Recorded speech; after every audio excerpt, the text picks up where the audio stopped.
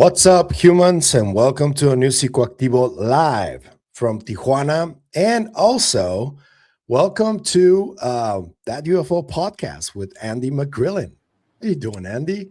Yo, Double I am stream good. today. It is. It's the first time doing this, and I am very much following your lead because I've not done a live for years, and I've never done like a joint live like this. So, hello to everyone in Pavel's chat. Hello to everyone in my chat. Hello to folks listening or watching after this has happened. But yeah, it'll be fun. Yeah, dude, the last two Doomer Fridays that you've been on, they've been a total success in terms of attention. You got semi-famous with your Lindsey Graham accent, so congratulations on that. Thanks. Yeah, I love an accent now and again. Maybe if it comes up, maybe I don't like to do them on. I didn't know command, you had that talent, man. That's a good talent to have. I can whistle real well. That's my talent. What's crazy is I can do all those accents really well, and this is the one that I have to do day to day that no one understands. This is the one you grew up speaking. Yeah, this is the one. Yeah. I mean, you're not really speaking your proper accent, because I know that you guys, Scots, talk like I don't get half of what you say when you speak your real accent. That's right, right? Yeah, I had friends who listened to this. I sent them a clip a few weeks ago, and they were like, "That's not how you speak. What you doing with your voice?" And I was like, "Yeah, if I speak properly, then the Americans don't understand me." No, nobody would. See, there's Edwin saying, "Is the accent forced?" The accent is not forced. I'm just speaking a lot slower and clearer and proper. Even though it might not sound it, this is not how I would speak to my friends. Yeah, when I heard you guys say, what foot do you kick with? I'm like, what the fuck does that mean, bro? Are you insulting me or something? They're like, no. Which club do you support? And I'm like, oh, okay. Footy club, but that's kind of weird. A lot of weird isms like that. But yeah, but it'll be good. Fucking UFOs. Yeah, dude. So welcome to everybody on the chat, to the mods, everybody on Andy's chat.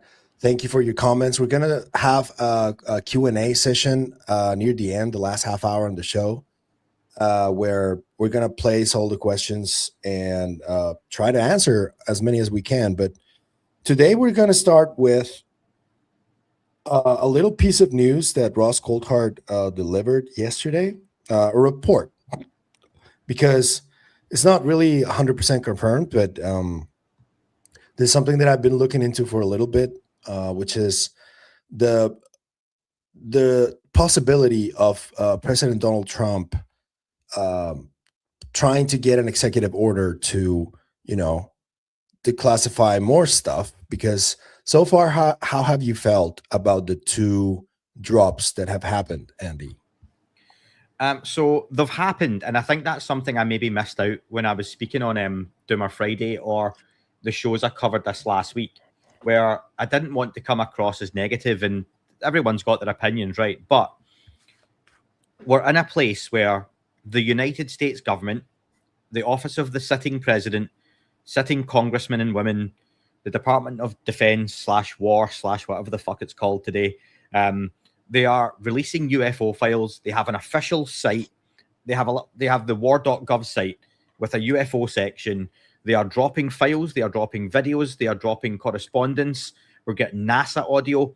All of that is a huge big win. That is massive, and it should be celebrated. Whether we think or you think it's a distraction or it's being done badly, it's a first. And for people who have been into this topic a lot longer than myself or yourself, Pavel, going back decades and decades and decades to the 60s, the 70s, the 80s, and you had some newsletters, some VHS videos, some Betamax, some cassette tapes maybe, that were the same things passed around. And people say all of this has come around before. We've seen all this before. Well, I tell you what, you've not really seen this before. We've not really had this moment. And I've always said the big thing we have now that we've not had before is social media, which does shape the conversation. It shapes culture. It shapes the world. But I think right now we're in a moment where this might be disinformation, psyops, misinformation, might be BS, noise, clutter. There might be some really good stuff. But we are in a quite unique moment that we we haven't been here and we don't know where it's going to go. Yeah. And, you know, the ones that I see getting the more impatient are the younger ones from the younger generations, the ones that have been doing this for many decades. Just a good example is Alan Levine, who used to be an former APRO investigator, which was like the old MUFON, you know, the one of the very first UFO investigation I saw him on offices. with Richard Dolan. Yeah, I watched one of his Yeah, interviews there. he's like he's been telling me, he's like, dude, these people are very, very impatient. Like, we've never had this ever before. And I was in the 70s, he said, when we thought that we were going to get disclosure, when Steven Spielberg movie was coming out, a lot of things are very similar to that decade, to what was happening then. But we didn't get anything. We didn't get any files released, nothing. We just got promises.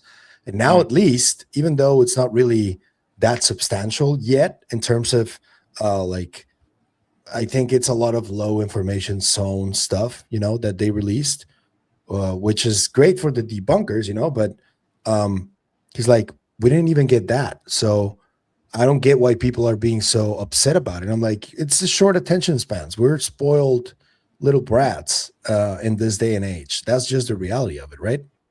Yeah, 100%. And the news cycles come and go so quickly. Like, major wars and conflicts kick off, and within days, they drop out the news cycle for the most basic stories because people's attention spans are now the length of a swipe on their screen. That's the news cycle. And that's where I had the conversation with Clint and Dan on Doomer Friday the other week. Actually, no, on my own podcast. And Dan and Clint particularly was under the feeling that the disclosure's gone mainstream.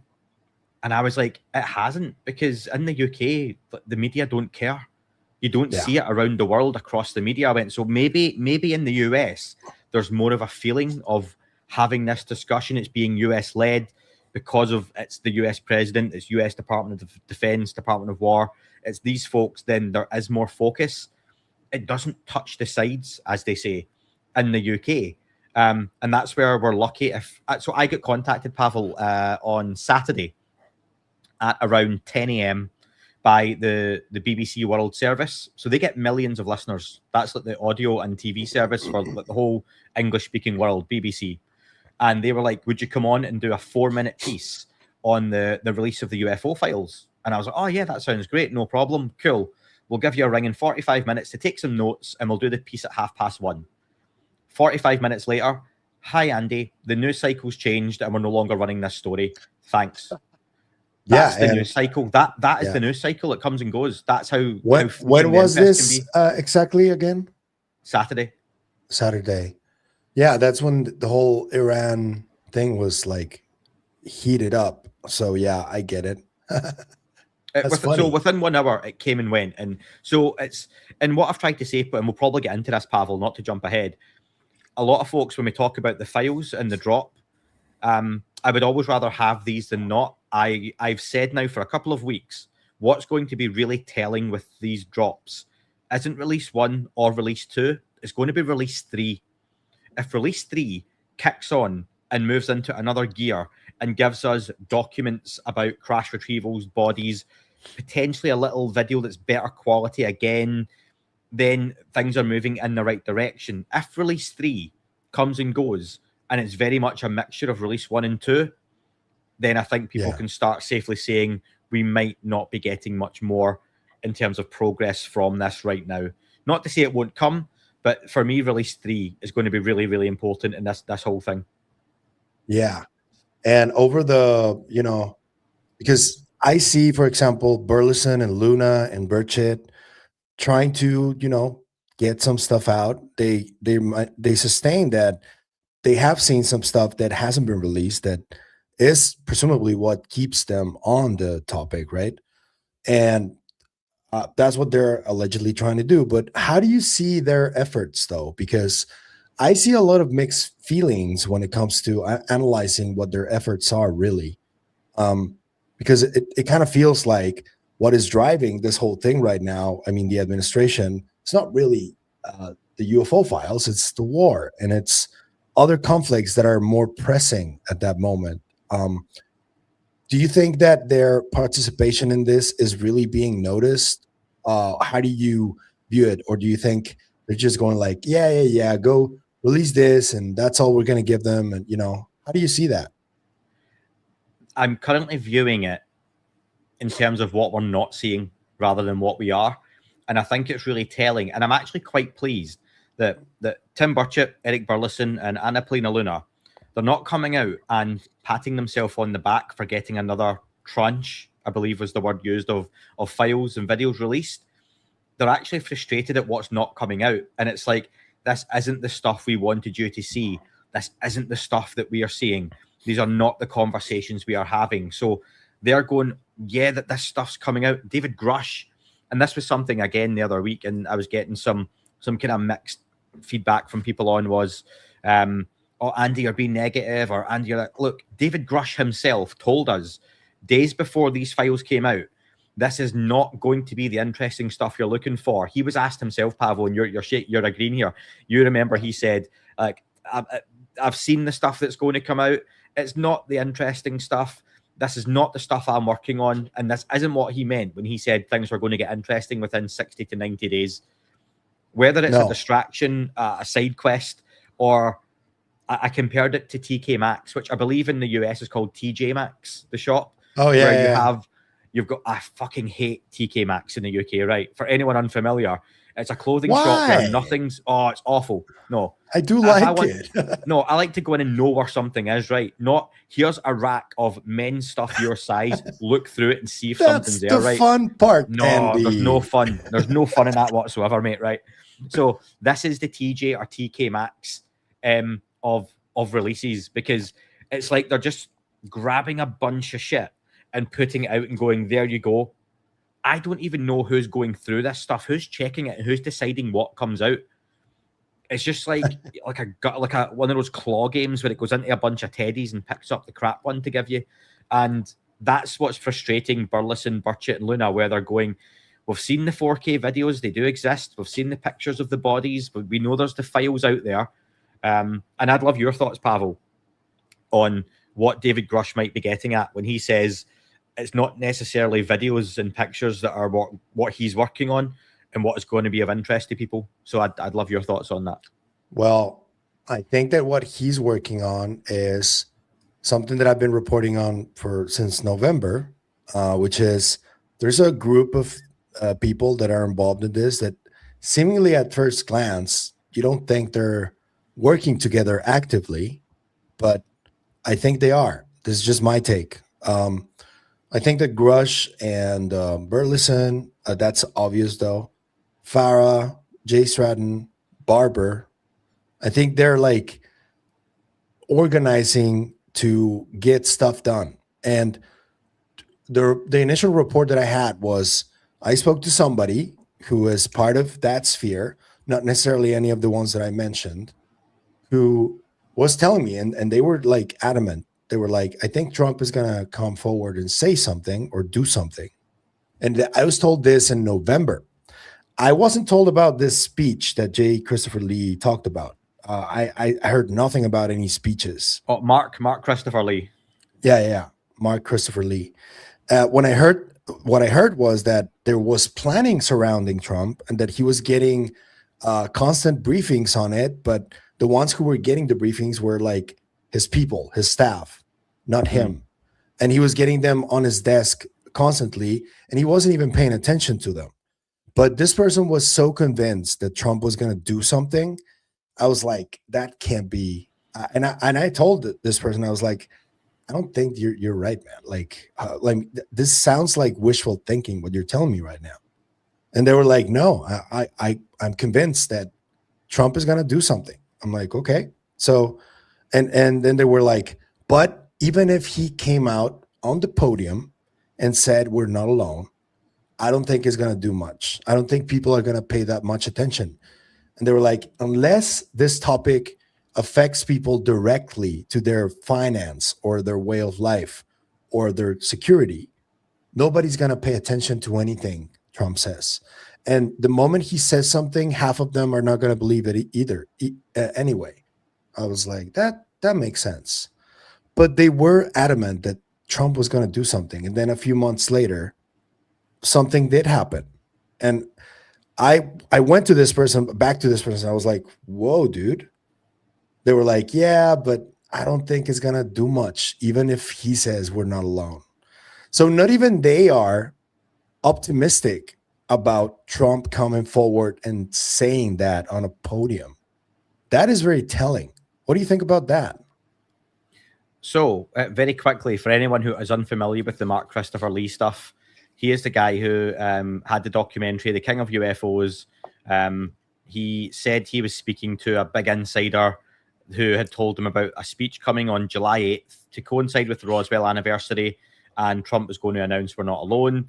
Turns out his big insider was Robert Bigelow, and he wasn't speaking to him, he was texting him. And I think anyone knows you can get a text from anyone and say, hi, this is Robert Bigelow. I need $500. Can you put it in my bank account and I'll give you it back? Right. So George Knapp himself then checked with Bigelow and was like, yeah, Bigelow is not texting this guy. So that's bullshit. Yeah. But Mark Christopher Lee is now on UK television talking about UFOs, which is absolutely brutal to see. Yeah. So by the by, but the Trump situation, it's an interesting idea, this Trump standing on a podium and saying we are not alone. What does it take him? What does he need to do then on a podium? Because that is, I agree with that. If he stands up there and says, ladies and gentlemen of the world, we're not alone. You know, right? Okay. I know that's a ropey accent, right? But you know the Trump. If he says that, you'll get a lot of folks going, oh my God, we're not alone. But then a lot of folks going, Trump saying it. Where's the proof? Where's the evidence? So how far will he go? And I suppose I'm putting that back to you then, Pavel. The old rolling out the saucer on the White House lawn is not going to happen. We're not going to get the bodies on, what are the Greys walking out with them. What could he do that would placate people that they'd be happy to take him at his word? Which is difficult for a lot of folks, not for everyone, 50-50, whatever it may be. But for him to come out and say that, he's going to probably have to show something too, isn't he? Yeah, I think so. And something that would be considered a good start, I think, would be an executive order, right? And we've seen small glimpses of the potential for this being a thing. So I saw Luna talking about that they're trying to look for amnesty for some of these folks. I would guess that these folks include Dylan Borland, Eric Davis, who both have asked for amnesty publicly over the last year or so. And there was a recent interview that I saw that caught my attention that I want to show here a little bit from a channel called, I don't recall the name. We'll see it here, but it is this guy called Kent Hecken, who is an author. He's a best-selling author. And he wrote a book called Catastrophic Disclosure with Michael Massola, who is the director of Stephen Greer's most famous film, Close Encounters of the Fifth Kind. And I don't know if he also directed Unacknowledged, but Massola has been working with Greer for a while now. And he wrote a book together with Kent.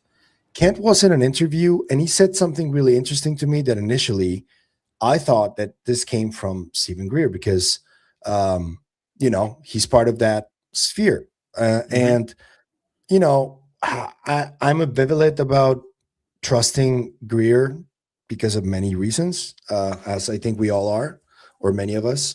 But let's hear what Kent said, and then I do have a little bit of information that I dug up so we can discuss about this, because he talks about an executive order. So let's see. Here it is.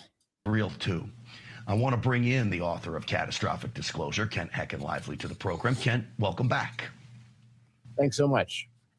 All right, your sources, as you tell it to me, this executive order, this is a big deal. Why in your mind? And look, I will say this, to your credit, inside your book, you basically call for some of these things, Kent. Why is this a big deal? Yeah, there's a direct line from the end of my book, a memorandum that was supposedly given to Trump in the beginning of the second Trump administration, calling for these things. Now, I heard from my sources who called me saying that they'd been contacted directly by the White House, saying that this executive order is imminent within the next week or two.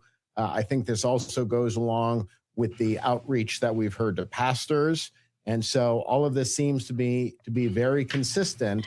And, today's release was actually a little bit earlier. As I understood it, this release was supposed to come at the end of the day, and they did it this morning. So I think the Trump administration is moving very quickly to get disclosure out there. And to Trump's credit, I think he's done more in these two releases than have been done in the past 70 years. All right. I want to make it clear to everybody out there, you are a corruption guy. You're not a UFO guy. In fact, you're not even really popular with the whole UFO crowd because you raise questions into everything. Is there corruption going on here, Kent? Yeah, I think it is beyond doubt that corruption is going on. Here's what I'll point to. Okay, let's stop there because he said the important part already. What did you want to say? You sounded like you seemed like you wanted to say something. I just love the source of those videos was me. Oh, it was you.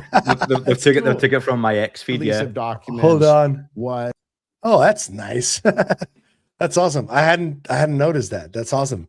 So I spoke to Kent 2 days ago. We spoke for a while because I was worried that his source was just Greer, right? Mhm. And he told me that Greer actually doesn't get along with him. He didn't like his book. His reaction was that you don't know what you're talking about, and the classic reaction. And something that I did hear from him, because I was like, so I'm worried that your only source on this is Greer. Can you confirm or deny? He's like, it's not Greer. It's somebody from politics who is known in this topic. So that zeroes it down to a couple of people. And the ones that I think are closer to potentially getting something like this done, I would say are either Luna or Burleson. Burleson already said publicly that he was already approached by people from the administration, that they're asking him for guidance on this, because he, Luna, Burchett are the ones who have been doing all the recon on this. And I didn't get confirmation from him that it was either one of those, but Luna has influence and direct access to Trump. So I put my money on Luna being the person who probably told Kent about this. If that were the case, what would your reaction be that Luna may have been the person who told Kent about this? Honestly, I don't know, because there's a weird situation with the Luna, Burleson, Burchett group, where for a long time it seemed Grush was the guy in the background with them, keeping them right, making sure they knew what they were doing, giving them direction, pointing them in the right places, telling them where to look and what to look for specifically. And I think that for many folks, you can never speak for everyone, but for many folks, that was really comforting to be like, Grush is the guy, Grush is the key to a lot of this potentially. And then you quite often would see Stephen Greer with Burleson. And that's a weird, if you're getting into this topic, like Burleson was and is, okay, because you forget these guys and these, all of them, guys and women, they're trying to catch up on years and decades of information in the space of months and weeks to try and push this forward. They're not going into this with a knowledge, and that's probably a good thing in some ways, right? But imagine getting into this topic, Pavel, for the first time, when you first got into it properly, and you had Greer and Grush both in your ear. Surely that's two very different dichotomies. Oh, yeah. That's, and you've got Burleson and Luna being pulled. And I think my slight worry, and this is not a dig at Luna, would love to speak to her. However, on the interview she done with Rogan, and there was one other, she sounds like, rather than knowing a lot of stuff, she's regurgitating stuff she's been told really quickly, and probably has like a 70 to 80% accuracy rate. Because it's like, well, yeah, these things aren't all little green men coming from other planets. They're interdimensionals, and interdimensionals, the angels in the Bible aren't really angels. They're angels and demons or something else. And there's and it just goes, and it's like wonderful. She's excited, but this is what I'm not sure of, where these people, and it goes to a broader point right now where you mentioned Ross Coulthart, who we're going to speak about, no doubt, and some of the comments he's made. Oh yeah. Who right now is talking to each other? Who are each other's sources? Who are each other's working groups? Because that has never been less clear for me. Where you used to have, and I've said before, 2017 to 2021, you had like the ATIP guys, where it was Elizondo, Hal Putov, Semivan, Steve Justice. You kind of knew who that working group was. Chris Mellon, with Tom DeLonge, the guy who put them together. Whereas now, it's like you've got Ross Coulthart doing his own thing. They're all scattered. They're all over the place. You've got Gary Nolan doing his own thing over here. Corbell doing his own Corbell doing their own thing. Elizondo really pretty much does his own thing and is more a media guy now but he's still working on it. Now, you could say they're all doing this work quietly in the background, maybe, and I would hope so, but it's so difficult to know what's going on. And this is where I do understand and I do appreciate folks who get frustrated with the trust me bro stuff, because sources tell me there's a UFO too big to move. Sources tell me the Trump administration, and it's like, are you all just telling each other this stuff and it becomes a big game of, can you say Chinese whispers anymore? I don't know. That's what it used to be called. Like, you know what I mean? No, a game of telephone where the message just gets passed around all these different folks. And even then, you mentioned Jake Barber before as someone who's still involved. Does he still have a role in this? Because for a lot of folks, Barber's MIA. Yeah. So right now, we've never had so much communication. We've never had so much content. We've never had so much direction, but it's been so much noise. It's been a lack of direction, and people do get confused where to go, where to turn, and where we're actually going right now. I made the point last week when I was speaking that it's almost like you've got multiple different folks all telling you, come with me if you want to live. You know, that big action scene in the movie, they've got the torch at the tunnel and they're going, Pavel, take my hand, come on. You can't see down the tunnel, but they're all saying, no, you come with me. No, don't go with him, come with me. And it's kind of like a bit of blind faith or a gut feeling, and people don't know where to go. So all you have left is this big group of folks standing at all these tunnel entrances, unsure who to follow. Yeah, I agree there. And when it comes to the sources stuff, because I'm very I'm a stickler for like the details, and when it comes to sources, I'm not going to talk about, for example, and that's just me. If somebody comes at me and tells me that there's like a massive UFO hidden somewhere, and I can't really talk about it because it's national security and all that shit, I would not choose to say that publicly. I would only choose to use sources that are anonymous when I know, or I have a certainty at least, that the information eventually is going to be released. And it's not going to take that long. I don't like to give a scoop and then just a year later it becomes a reality. That's not how my brain is wired when it comes to news cycles. So I wouldn't do that if I was like, and obviously I've been approached by a lot of people who have told me the wildest shit, the craziest stories. And I'm not going to go out and talk about them, even though I find the people level-headed and trustworthy in many cases too. But that's just like stuff that is impossible to corroborate or very difficult. And I know that it's going to get attention. I obviously know that, but treating it as if it was, verifiable, that's a mistake that I think a lot of people make in this space. I don't know what you think about that. 100%. Yep. Again, you sound like a dick, don't you, with the whole, I've been told stuff. I remember, like, for example, the rubber duck video. Loads of us saw that a day or two before it came out. And I got sent it and told how exciting it was. And I remember watching it like, looks like a drone. Yeah. Like, and then multiple people then told me not people that are necessarily well known in the UFO community, but they were like drug cartels on the borders they have a lot of money and they have a lot of equipment, and the people were like, yeah, the drones don't go that far along the border. And it's like, yeah, but they literally have remote controls at various checkpoints as it goes along, and different people pick up, and they have like bags of like ice and stuff on these drones, and to confuse signals and sensors and all these. And it was like, right, okay. So yeah, you get shown this stuff, and you can come out and say, I've heard this is coming, or I've been told this, but largely you end up just looking stupid or having to backpedal. So Yeah. I never claimed to be a journalist in this space. So I suppose in the UK, most folks would point to Christopher Sharp, and Chris has a lot of contacts and sources. I know quite a lot of who he speaks to, but there is a lot of where you have to put stuff out, and then there's a lot of stuff you have to walk back. And that's not to say he's lying, but sources, methods, things change, people lie to him.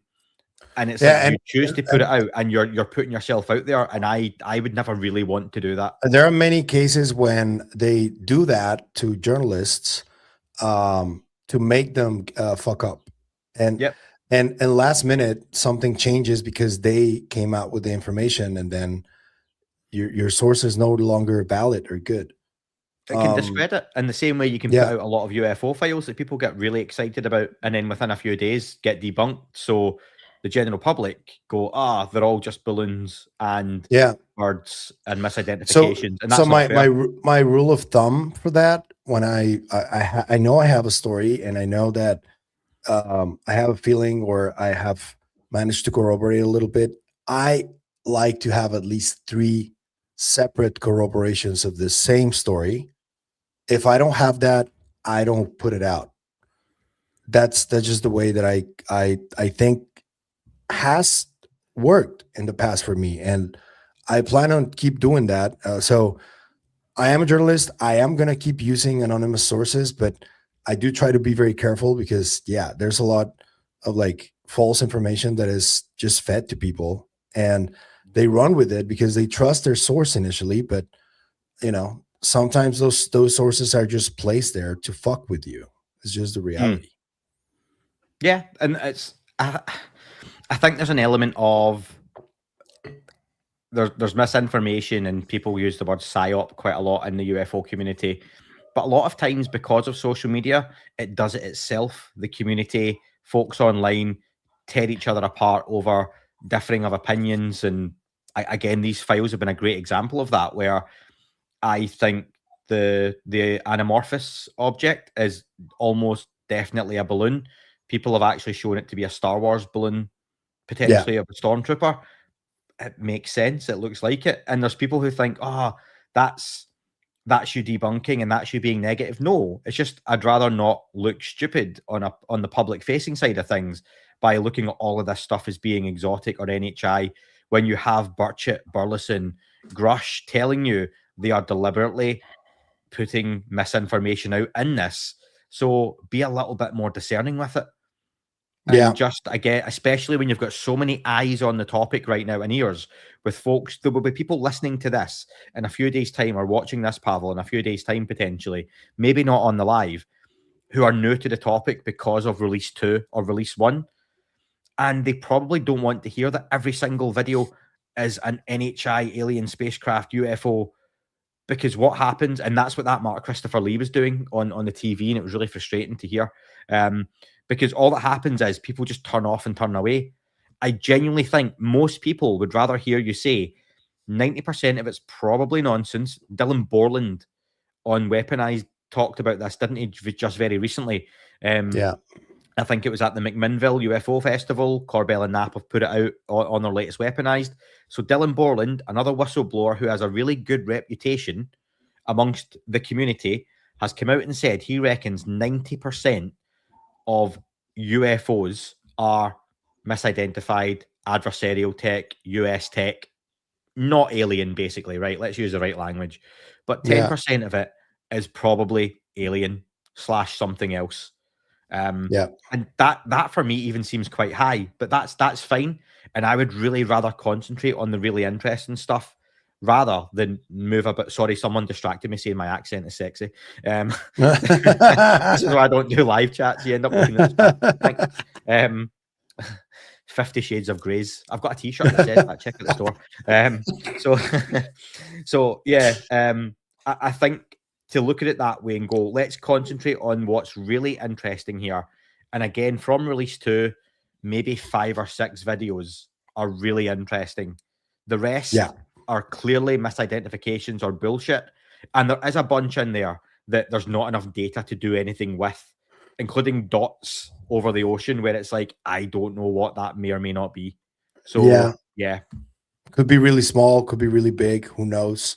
Perspective is difficult when it comes to those images. So somebody who also said something along the lines of what Kent said is Ross Coulthard. So let's watch this little clip from him, because what he said is very interesting as well. Here it is. Shout out to UAP James for the clip. He's also in the chat, so shout out to UAP James. Hello, James.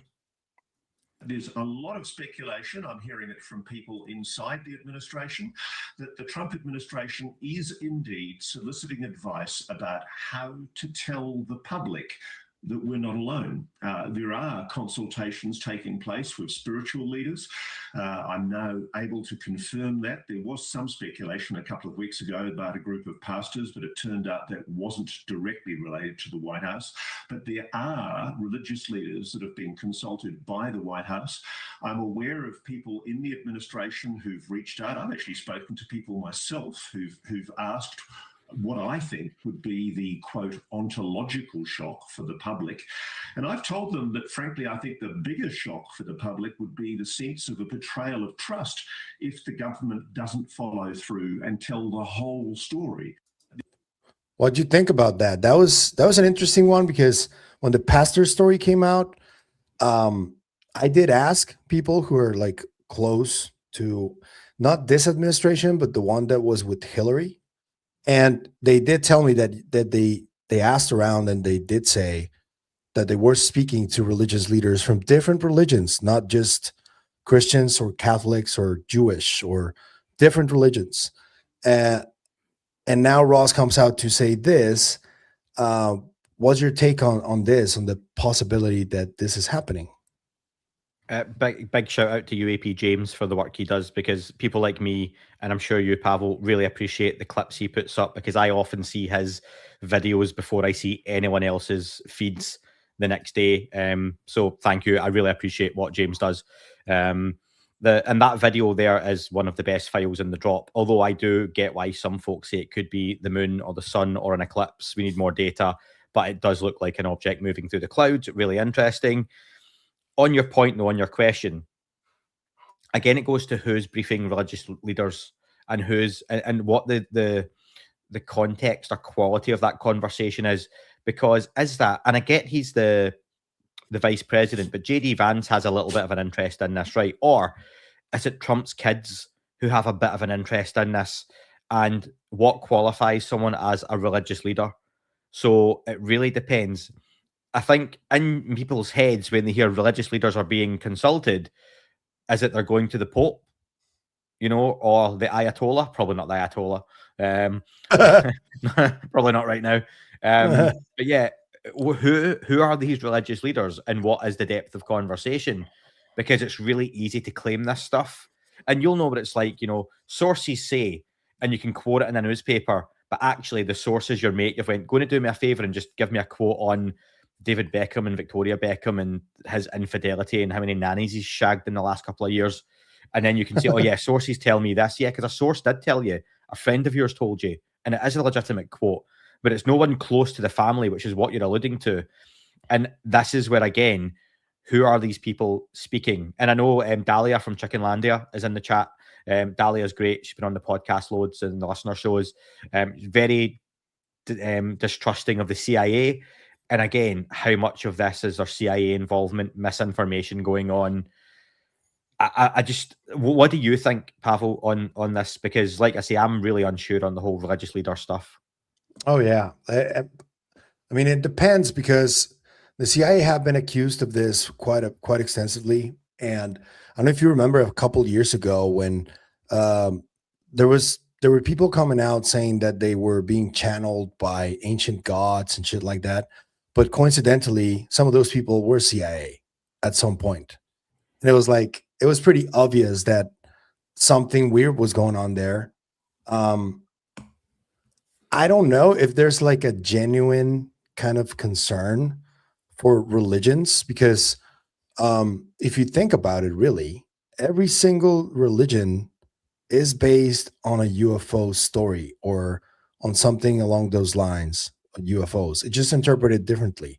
Like Islam, for example, they have Mecca.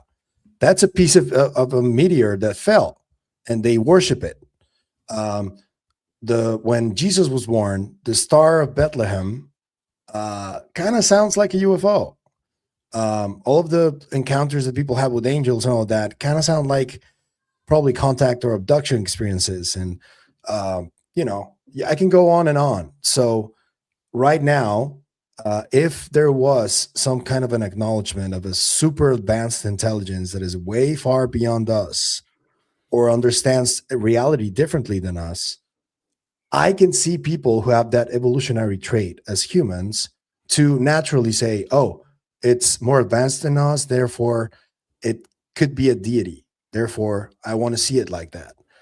And that's something that Diana Pasolka talks about quite extensively, that this whole UFO stuff can very easily turn into a religion. And it already has in many cases, right?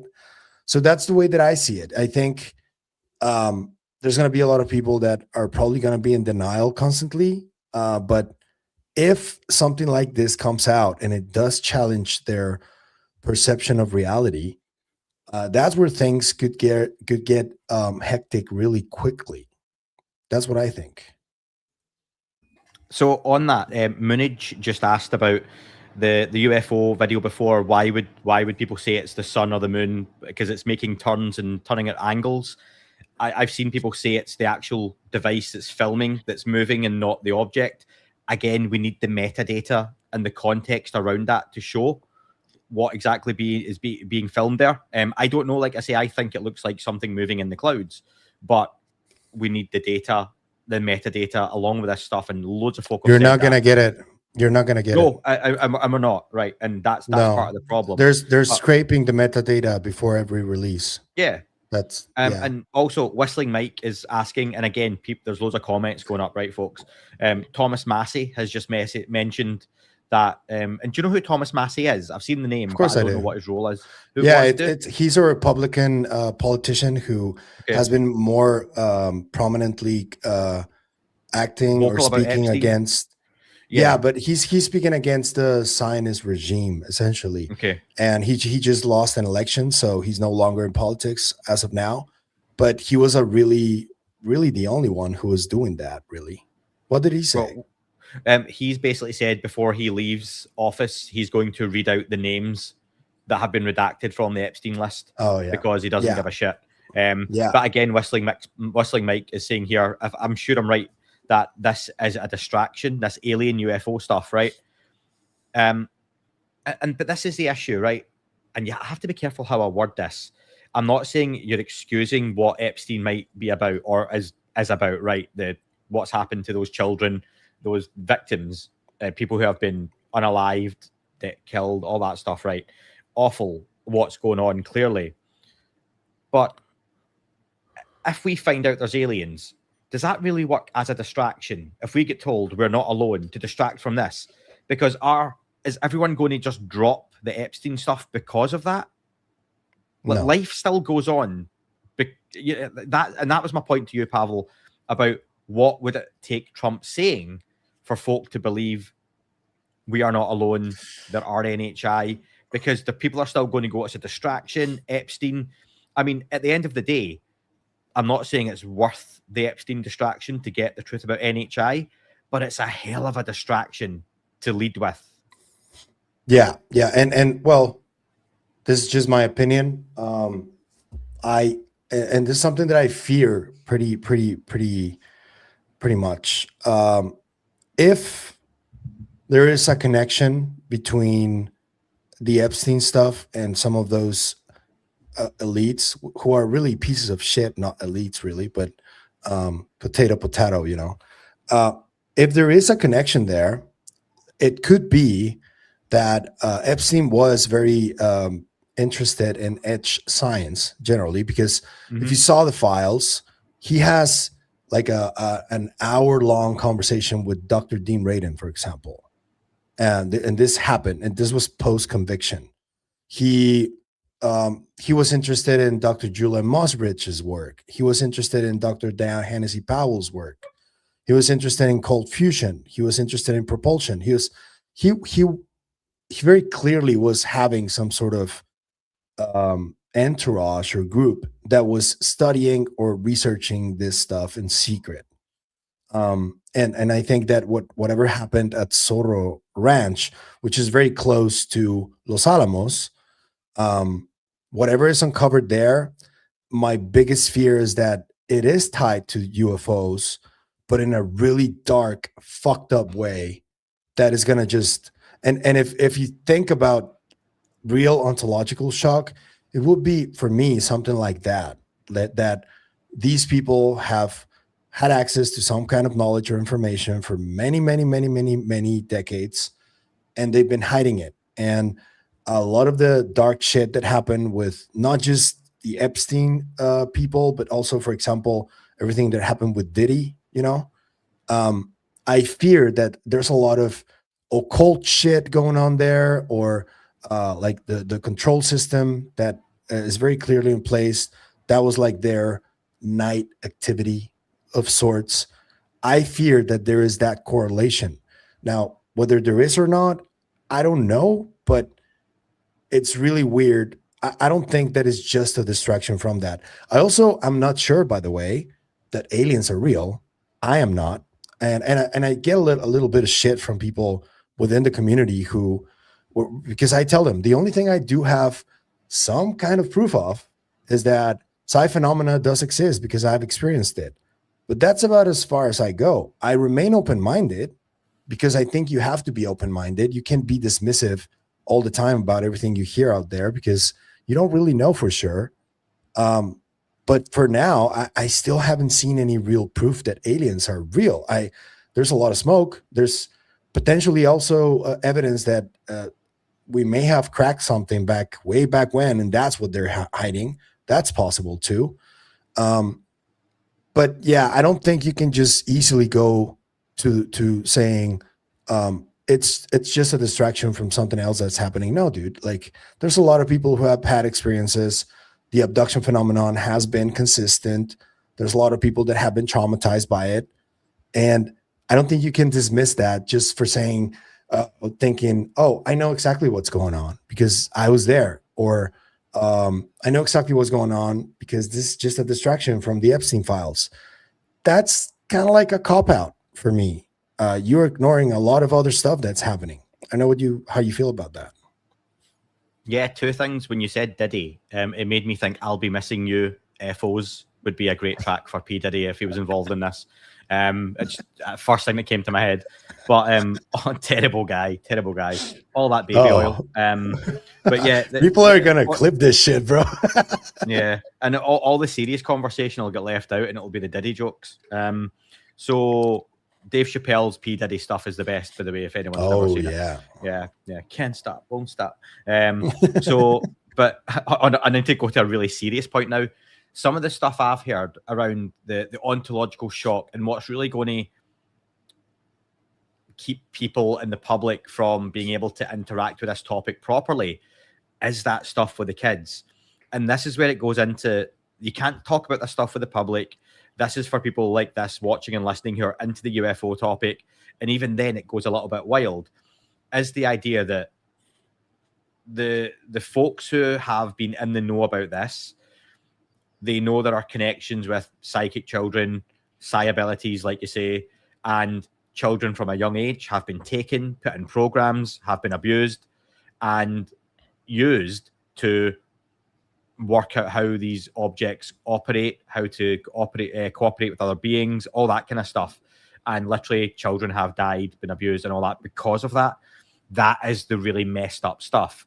That if you try and have that conversation with a member of the general public, one of your friends, they'll just switch off as, nah, that's pure conspiracy nonsense. And maybe it is, but like you say, Pavel, when people go really deep down the rabbit hole here, that to me is the kind of stuff that would be proper world changing, more so than there's aliens coming here from somewhere else or different dimensions. People, I think, largely would be like, yeah, do you know what? I can get on board with that. There would be a bit of panic and stuff, but I don't think worldwide riots and shutdowns. But if you then go into it deep, people are going to, if you tell people that for decades there have been programs where children have been taken, that have gone missing, and it's been involved, this has been part of it, that's messed up. And that's the stuff that is really going to rock people's worlds. And that's the shadowy cabal stuff. So, yeah. And I don't know if you've seen lately, though, because she's been on different huge podcasts recently where she's been more open about her experiences. Dr. Julia Mosbridge. She was on with Julian Dory in a podcast, and she spoke about a lot of stuff that happened to her. She's from a different program compared to Gate. It's called the SOAR program. Mm-hmm. She was also on Rogan talking about this. And I think that there is a difference of opinion between, for example, what Jake Barber has spoken about with Jesse about these people with psi abilities that have been taken from disaster zones and all that stuff. And when I spoke to Dr. Mosbridge on the channel, she was like, I love Jake and all that, but I think that there needs to be a different framing of that, because there has been a lot of abuse towards people, because I've experienced it. And it's like, you pause there and you think about the Epstein stuff and you go like, so if there's a correlation there or a direct link, that would be pretty shocking to people, for anybody. And this GATE program that has existed for a while seems to be like a screening sort of program to get people who have these abilities from an early age. They also seem to catch them, which is pretty startling to me. Like they must have some kind of a system to, it is GATE, but like they must have some kind of an identification sort of system from an early age of those kids. And I think we should talk about that. I don't think we should ignore it.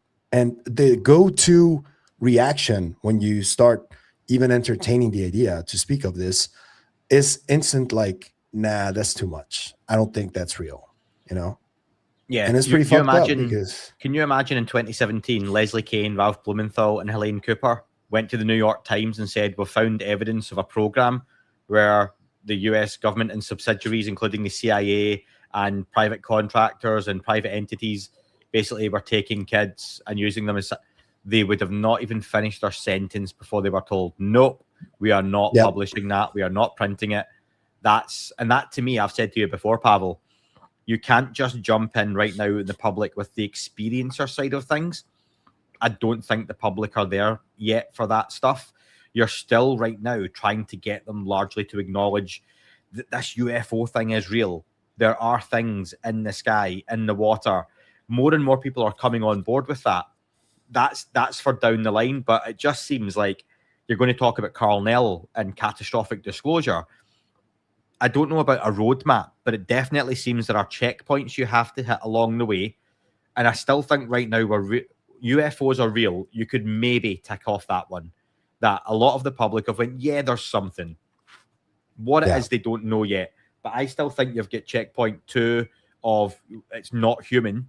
Checkpoint 3 of they might already be here. Not that they're really far away, but they're already here. Then you've got 4, 5, 6, 7 before you get to mutilations, abductions, the really deep experiencer stuff. Psi phenomena is in there somewhere.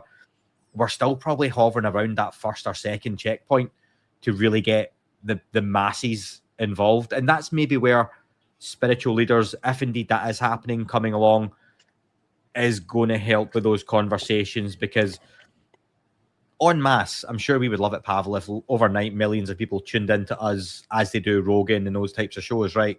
Just your average member of the public going, there's something to this UFO thing. I want to check out some podcasts, some YouTubers, some journalists, some academics, all that stuff, right? That would be great. But it's more likely that you're going to have something outside of that field happen first. And it would be an address from the Pope, major world leaders having something. You know what? Scientists- You know what the sad part about that is? That the numbers did go up for a lot of people that podcast in these topics, but the ones that went up are like the Starseed kids and all those people that talk about that shit. And because people naturally, when they hear about stuff that is like outside of their worldview and it's way too fantastical, they veer towards those topics instead of trying to remain level-headed. And because my numbers have been consistently going up, but they didn't go like crazy up. And I did a little survey of those types of channels, and they did go up quite extensively. And it's like this guy Daryl Anka, who allegedly channels an alien called Bashar, that those numbers went up, especially right after the file drop. And it was a little disappointing to me, but also not surprising because people don't like to experience the current reality because it's shit. And when they go to the internet and they see, oh, the US government is releasing UFO files, so therefore all of this stuff about starseeds and that must be real. So that's what I'm going to pay attention to.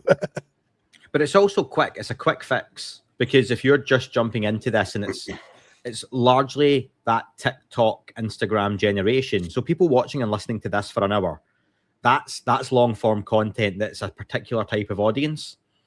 And there's an engagement level there that is really different to scrolling past a 30-second video and seeing Daryl Anka channeling Bashir and all that bullshit, which is what it is. And people claiming to be taking to the Palladians to go on trips around the galaxy with these beings in their craft and then brought back home. I don't think that's ever happened, honestly. But people will dive into that really quickly, and those candles burn bright and fast. It's the Ronaldinho of UFO stories. They burn far too bright, far too fast, and don't hang around long enough. There are certain outliers there that I do think that we need to mention, though, because, for example, and this is something that I've investigated here in my town. When the telepathy tapes came out, and I know that there's people that are not being honest about the whole thing, like Dahlia, for example, and all that. I understand that. But when the telepathy tapes came out, I started doing shows about it. I had Kai Dickinson, Dr. Powell on separate shows. And people from my circle, from my mother's doctor's circles, they have kids who are nonverbal autistic.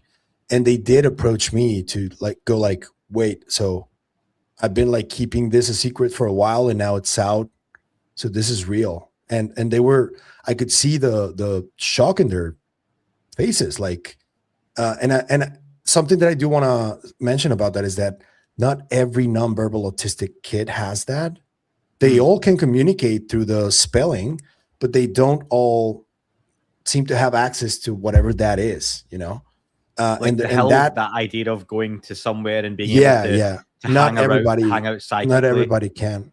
Yeah, not everybody can do that according to what I've been looking at. And that's where it gets really difficult to prove, because it opens the door for charlatans and people who just want to make a quick buck out of it. And it's really there isn't a system that can confidently report on this and you can go like, okay, so that holds ground. I can stand behind that. But yeah, there's certain outliers like that there seems to be something to it, but there needs to be less stigma and more open-mindedness to try to tackle the topic, but also being, inquisitive. You can't not be inquisitive when it comes to that. When you see an inconsistency, you have to point it out, as you tend to do always on your show, which I do deeply appreciate, though. And I get Cody Nicholson has commented that, clearly unhappy at me saying about the Palladian stuff. He's saying we can't pick and choose what stories we want to believe or take seriously. Well, we can actually, but it's not right or wrong. But you'll have the things that you will gravitate to normally. If you just jump into this topic and believe everything, that can't be healthy and that can't be good. All I'm saying is there are things in this topic I choose to believe, and then there are things that I don't, especially when there are some stories where, and listen, I had my own sighting, Pavel. I've told it too many times already, where I wouldn't expect anyone to believe my sighting. because they weren't there, they didn't see it. So I will always listen to someone's story. Like Cody says, someone tells me, oh, I've been visited and taken to the Palladians by blah, blah, blah, blah, blah. Cool. I will happily listen, but you can't ask me to believe it. But I'm also not going to rubbish it and tell you that what you're telling me isn't true. But where does that fine line between someone believing it happened, someone having a mental health issue? And I've seen examples of, I've literally seen examples of that happen from my very early days doing the podcast. Someone who clearly had mental health issues. And I'll very briefly give you the outline of, they were doing a talk to a UK-based UFO group online during COVID, and they talked about how they had had lifelong contact with a race of beings, which started when he was sexually abused by his father as a child. So for me, I personally tap out there, okay, where I'm like, that to me sounds like a massive trauma has happened, and a coping mechanism has been this. Awful stuff. Maybe it did happen, but personally, I don't want to go into that. I'm not a psychologist. I'm not a therapist. That for me isn't an area that I'm happy to go down. And I tend to stay away from a lot of that side of it. So you can be open-minded. That's fine. But, and when someone saying about me saying it's bullshit, there is a lot of people in this topic who do just, I'm sorry, it's the way I'll talk, right? They just talk shit and they make stuff up. When you look at, and I won't name, but when you look at many of the major UFO conferences and you see a list of 50 people, and I think 50 fucking people at a conference, and you hear all the different stuff, Pavel, I know you're going to contact, right? I look at these people and go, I maybe want to speak to 5 or 10 of all of those. And then I've got all the, and I know there'll be folk on this into the crystal stuff and everything else, but there just seems to be a lot of folks in this who are in it because it's a community, in it because of what they want to believe. And that's not necessarily the case. Listen, one of my favorite thing, and I get this will be polarizing, what I'm saying with a lot of this stuff. Some people clearly like it, some people don't. That's fine. You're allowed to do that. I don't judge you either way, but I am right. Not joking. I don't judge you at all. But do you remember it was Family Guy, and they have this whole thing of, okay, Jesus has come back, and Jesus tells you who was right in terms of religions, because you've got all these different religions, and okay, it was the Buddhists. Imagine something like that, where we do actually get the aliens, or an alien race comes down, and they go, where's Stephen Greer? Because we really want to speak to him. We've been chatting to the guy for a long time. And people like me would have to go, shit. Yeah, right? Same. Yeah. And you'd have to hold your hands up and go, fair enough. I'm also quite happy to go, probably not the case. Yeah. So it's difficult right now when we don't have the information to say these are telling the truth, these are lying. You just have to go with your own gut.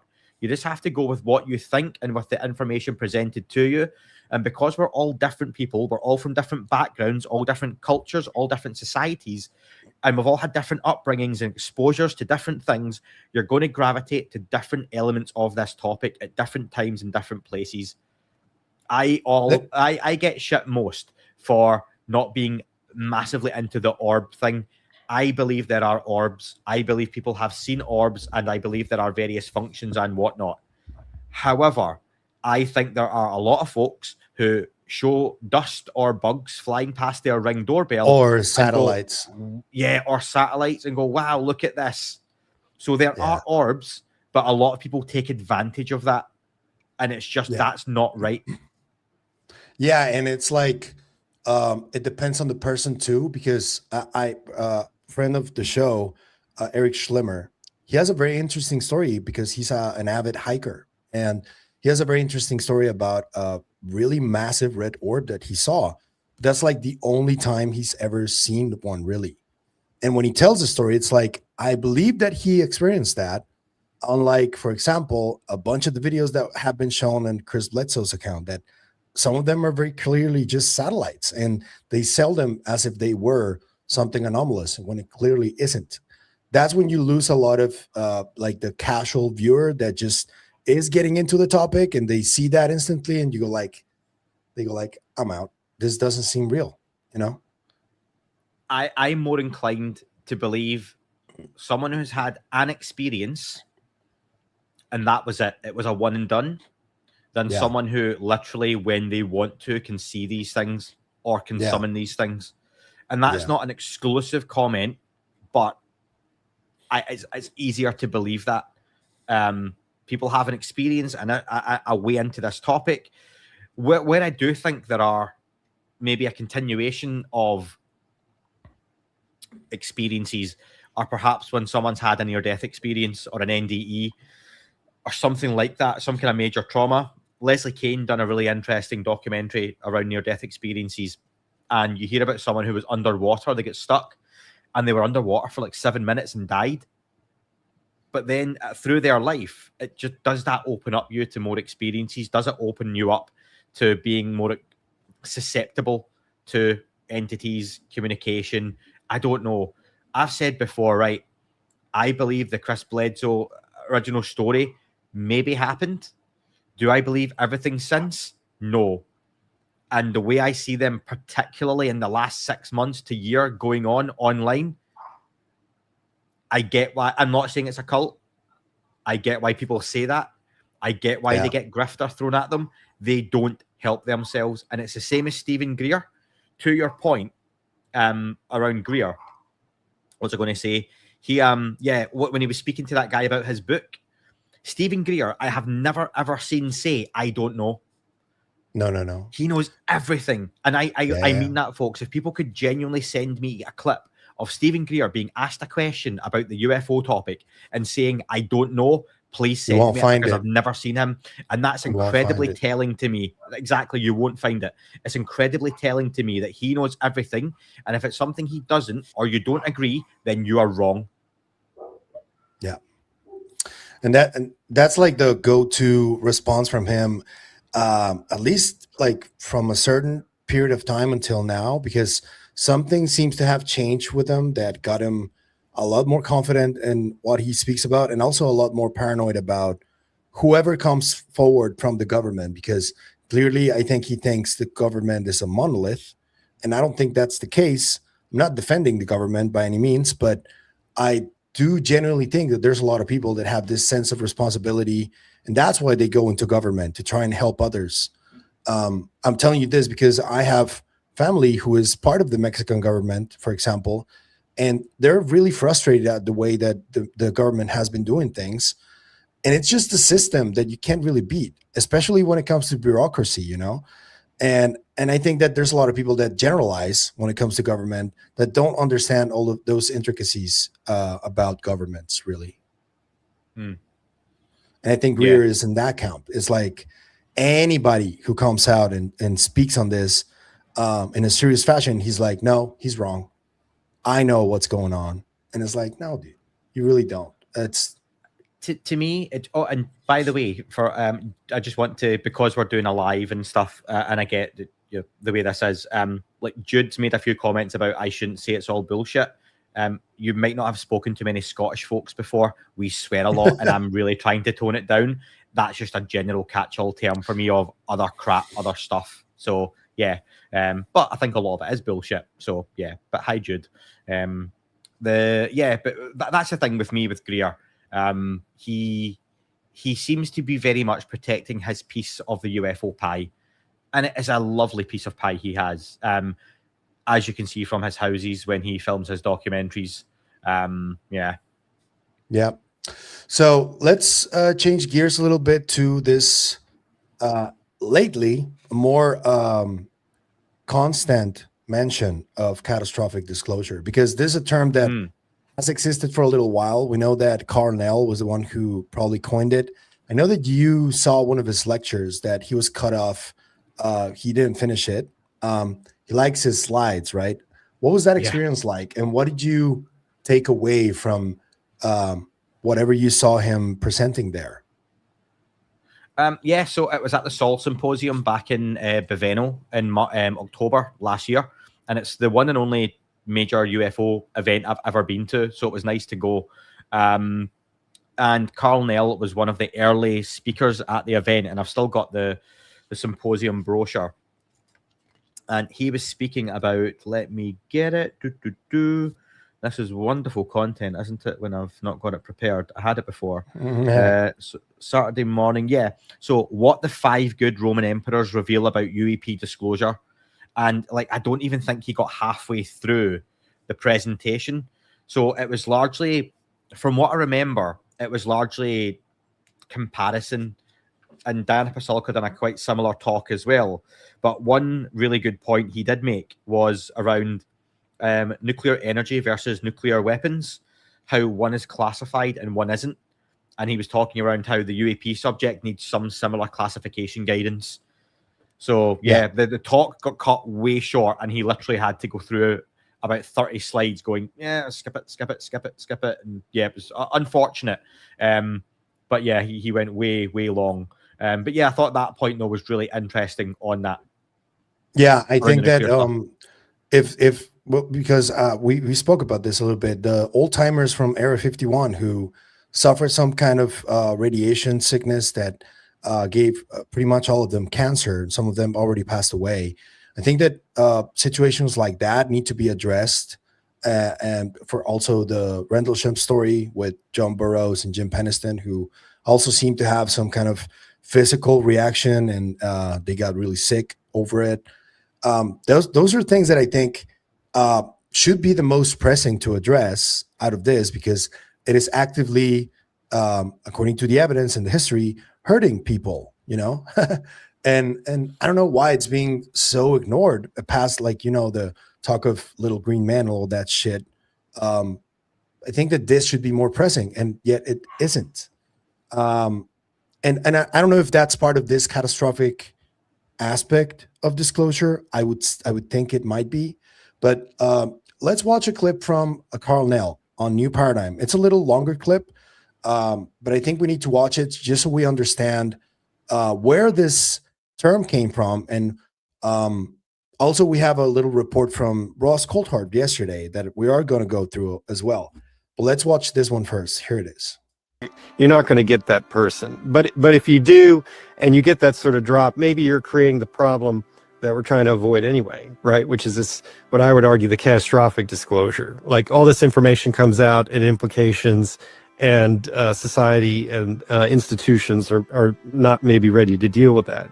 The whole process of, you know, controlled disclosure was intended to mitigate some of these issues by creating a responsible approach, as opposed to, you know, basically dumping this all out. So it's the difference between an impulse function that affects, you know, public stability and legitimacy of institutions, and the range of accountability, and smearing that out over time, and through a slow, deliberative process where in the background maybe you mitigate some of these issues. Let's say the government.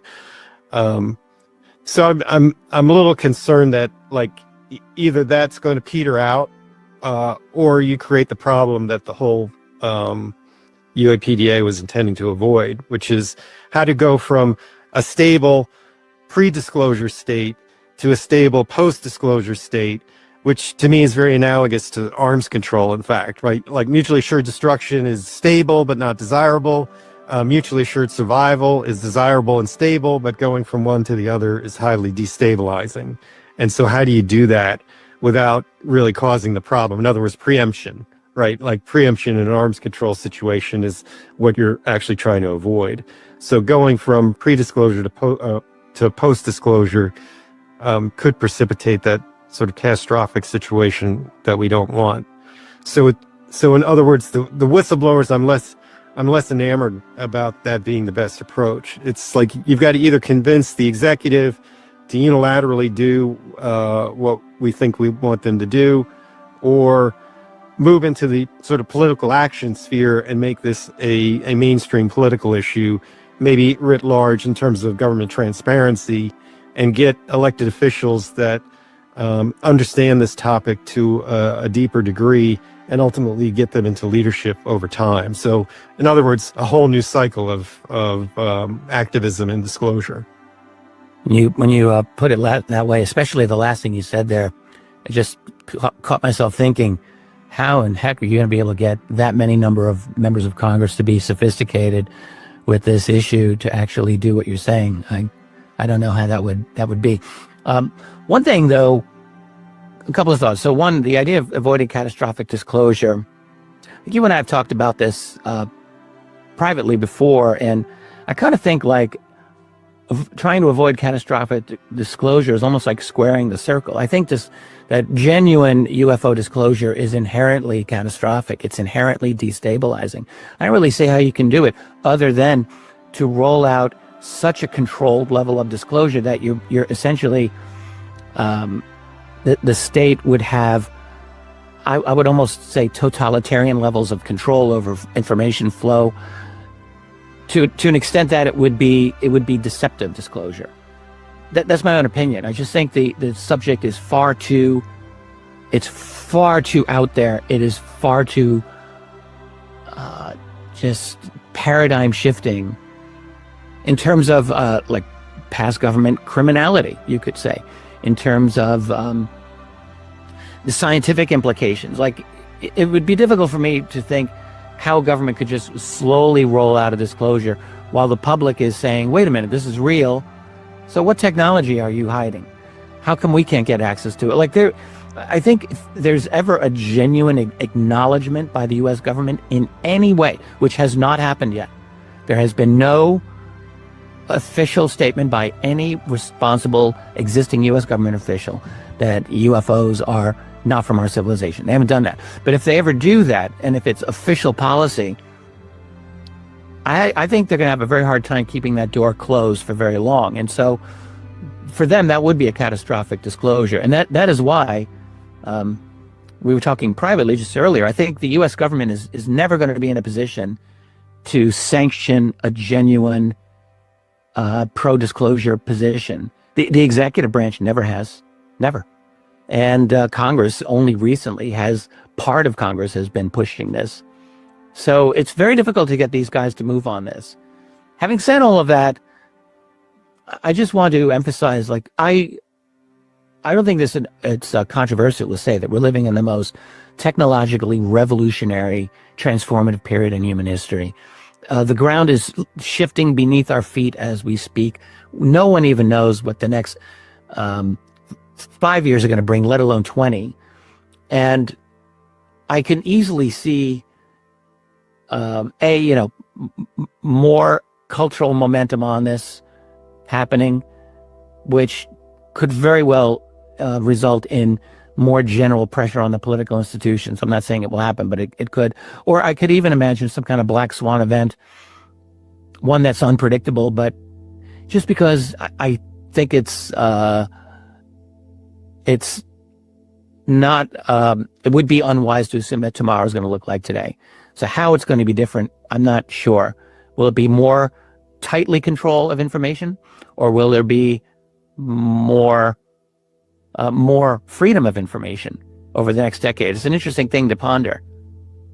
There's a lot of unknowns here, Carl, and I could see the argument that we're at the end of a cycle, and I also think it's important to, as you're saying, to decide like what strategies worked and what did not work.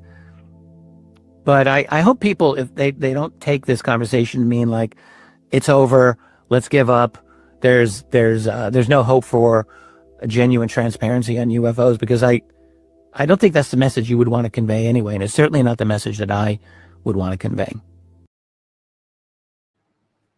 This is very interesting though, because this came out I think at the middle of last year, and right after that I spoke to Matthew Brown, and he famously said that they can fuck off to their bunkers, and he was responding to Carl Nell saying that the disclosure process was over and that they needed to regroup.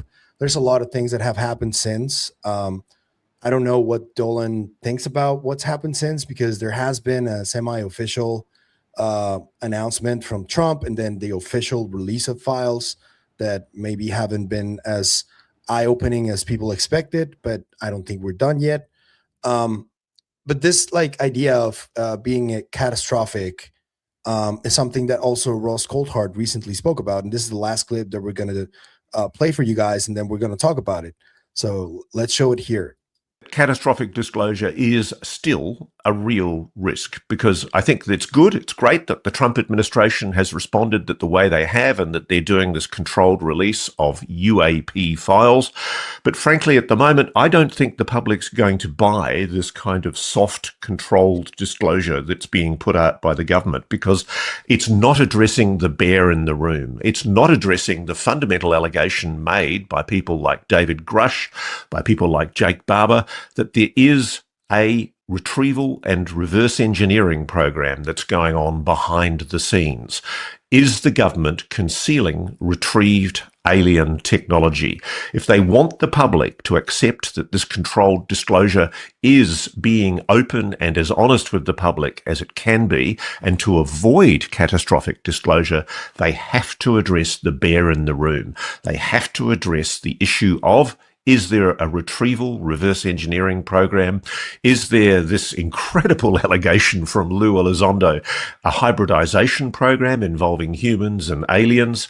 And was there an abduction program where members of the US military were collaborating with non-human intelligences? Is this the reason why the public isn't being told the full story? Imagine if the government represents that it's made a UAP disclosure, and then all of a sudden, whistleblowers come forward and reveal the lies that have been told to conceal the full truth. That's the risk of catastrophic disclosure. Okay. Thoughts on that and the whole concept, right? Because it's been more prominent over the last week or so. What do you think? So, to Richard Dolan's point, I remember him making that, and I think he said the same thing after I spoke to him, that was after that piece with Nell around the end of a cycle. But could you argue we are at the beginning of another cycle, that what's happened over the last couple of weeks and months is the beginning of a new cycle of disclosure, of a potential progress? We talked about, folks like Ross, like Lou, like, name whoever you want from the last kind of 4 or 5 years, have all gone on now to seemingly do very different things. And again, perception is reality. Any of them can turn around and say, I'm working busy in the background, I'm doing this. Okay, but we don't see that. And you don't tell us often that that's happening. It does seem to be all very, very disparate and separate. So again, if that's what we see, then that's what's happening, because we are the public, we are kind of the observers of all of this. So for me, there's every chance that we're at the beginning of a new cycle for this. I would hope so. In terms of the whole catastrophic disclosure, again, Nell's an interesting guy because he's not been overly exposed in this topic. He's not done 50 different interviews to really dig into what he means, what he said. We've got the SALT conference appearance with Alex Klokas. We have, the SALT symposium where he brought the slides out, the catastrophic disclosure conversation. Archives of the Impossible too. Yeah, Archives of the Impossible, yeah. And he did bring up those catastrophic disclosure slides again at Sol, but I don't completely remember. But it wasn't like he was saying this is going to happen. It was just like this would be, and I've always felt, maybe it's just my interpretation, Nell isn't telling us this is what's going to happen, just this is a way it could happen, or perhaps for him should happen. The dates are all still very rough. I'm always wary of any type of disclosure where there is a date set that involves a non-human intelligence arriving or being exposed or telling us they're here. Because how and why would they work to anything resembling a human calendar when all our calendars across the planet are also different? Yeah. For me, what is frustrating about this is that there's people like Lou, for example, also Leslie Kane, who seem to walk back some of those comments, that there is some kind of, thing that may happen, And I think that there's a lot of people who conflate whatever these people are talking about or have hinted at, and whatever the catastrophic angle may be, if it ever gets to that point. I am one of those who thinks that, just as I told you that I was speaking to this guy, unless it affects directly to someone, people are just not going to pay attention or not going to take any action on it. They're going to go like, oh, aliens are real. At what time does Mexico play in the World Cup? You know, it's going to be that quick. But it does frustrate me that there seems to be a group of these people that hint at stuff happening. And Nell is one of them too, because I did hear that there's a separate slideshow that he presents to Congress people in private that is very different from the public one. And I want to know what's in that slideshow too, you know? So it's just frustrating for me that there's all this dangling kind of information, and it just gets people on edge, especially the ones that are more paranoid. If you're like a really paranoid person and you're starting to get into this topic, my advice would be just get out. Don't look at this topic, because you're gonna get really paranoid now, and some of that can't be controlled. Some of those emotions sometimes cannot be controlled, and there's nothing really substantial that you can go like, oh, there's this that's gonna happen in the future. We don't know for sure. Nobody really knows for sure. There's a lot of data, yes, but whoever tells you, I know that this is gonna happen because you don't know for sure. That's my thought. I don't know what you think. And it goes back to the point I made earlier, Pavel, around, I'm just going to use names here, and I'm not slandering, it's not slander anyway, but I'm not just picking out people, but because you've shown the videos, is Nell telling Jake Barber something, and Barber tells Ross something, and Ross tells Lou something, and Lou tells Luna something, and then you hear, well, I've been told this, and I've been told this, and like I say, it's the big game of telephone. We don't know. And it's okay to say we don't know. It doesn't happen often enough in this topic, but we don't know who the sources are. There's been a lot of mistakes made. And again, I saw a lot of people angry at Ross Coulthart for asking for the US government, for the congressmen and women to just come out and give us information when he won't come out and tell us where the big UFO is, for example. And you can understand, you will as a journalist, burning of sources, you have to protect sources and methods. But it's difficult to, you know, one hand say this, on the other hand do this. But this whole topic isn't black and white, is it? So I think someone's made a great point. Yeah, 100%, Andy. They've created a WhatsApp group. And do you know what? It could even be something as stupid as that, where you've got these really high-profile folks on a group and they just mix around ideas. We don't know. And again, we're at this point for me, I think the UFO topic, as it moves along, it's like the news cycle. It's really easy for things to just disappear.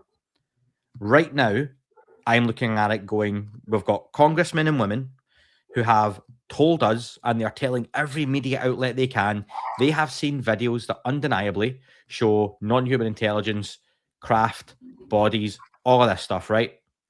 They're trying to get it out. The question just is, how long does this go on for? They aren't in those positions forever. I imagine some may have grandiose visions of what they want to do down the line in terms of their political futures.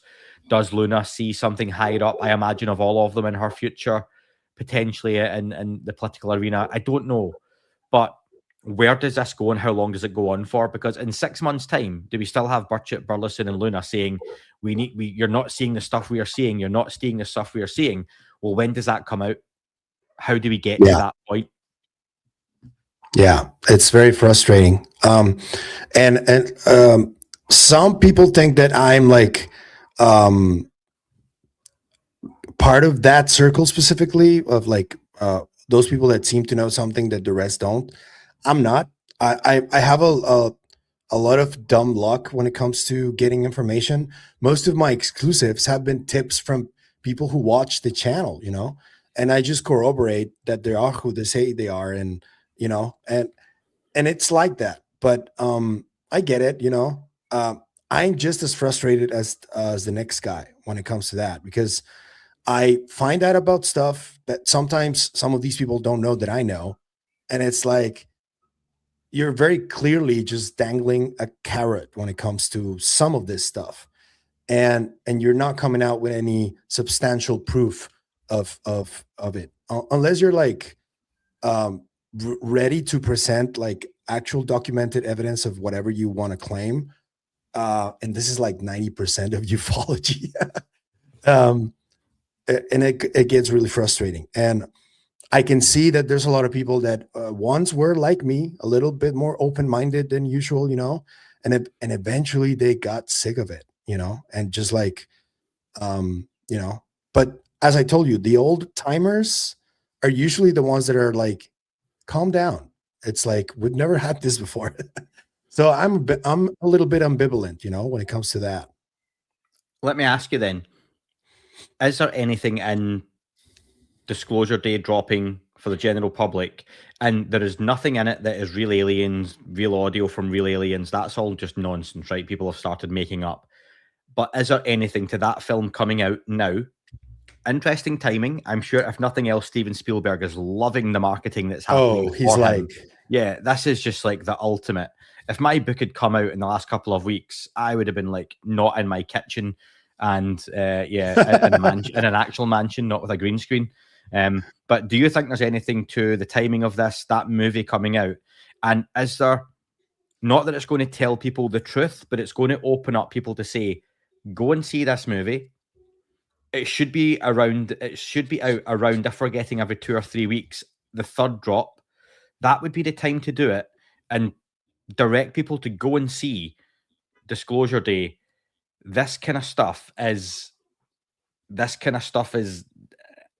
interesting and might be pointing in the direction of, yeah, this might be actually what's happened, what's going on.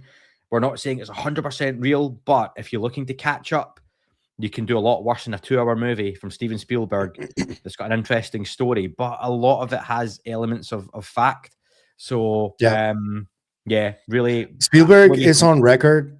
I think last week he was on the Colbert Show before it ended, because it's already ended. He's saying that basically he wants for all of the stuff that is in his movie to eventually be true. And that's the way he felt about Close Encounters of the Third Kind. There's a really old interview that I think Eyes on Cinema has published when he's like just about to release the film, and they're asking him about it. And he's like, oh, I've heard that there is an effort from the government that they're going to try and disclose. And it's like, he seemed hopeful about it. I think that now there's a little difference because Dan Farah is one of his associates. He co-produced Ready Player One. He famously has that Age of Disclosure film. They've asked Steven a couple of times if he's like in the know, if he's been read into any of this, and he's always denied it. But I think that that's a cop-out because he does have direct contact with Dan Farah. And South by Southwest, when he was interviewed, there was Dan Farah in the audience alongside Jay Stratton and Leslie Kane. So he can say technically that he's not read into because he's not talking to anybody from the government, but he is talking to Dan Farah, who is talking to a lot of people from the government and the intelligence community and the military. So I think that he has to say that he is not aware of this stuff, but I do genuinely believe that he wants for this film to be as accurate as possible to whatever is happening in real life. And I know it's a movie. I know it's Hollywood, and I know a lot of it will be fiction, and he's going to take creative agency in a lot of what he does. But I also think that he wants to make the most accurate film that he can make about this.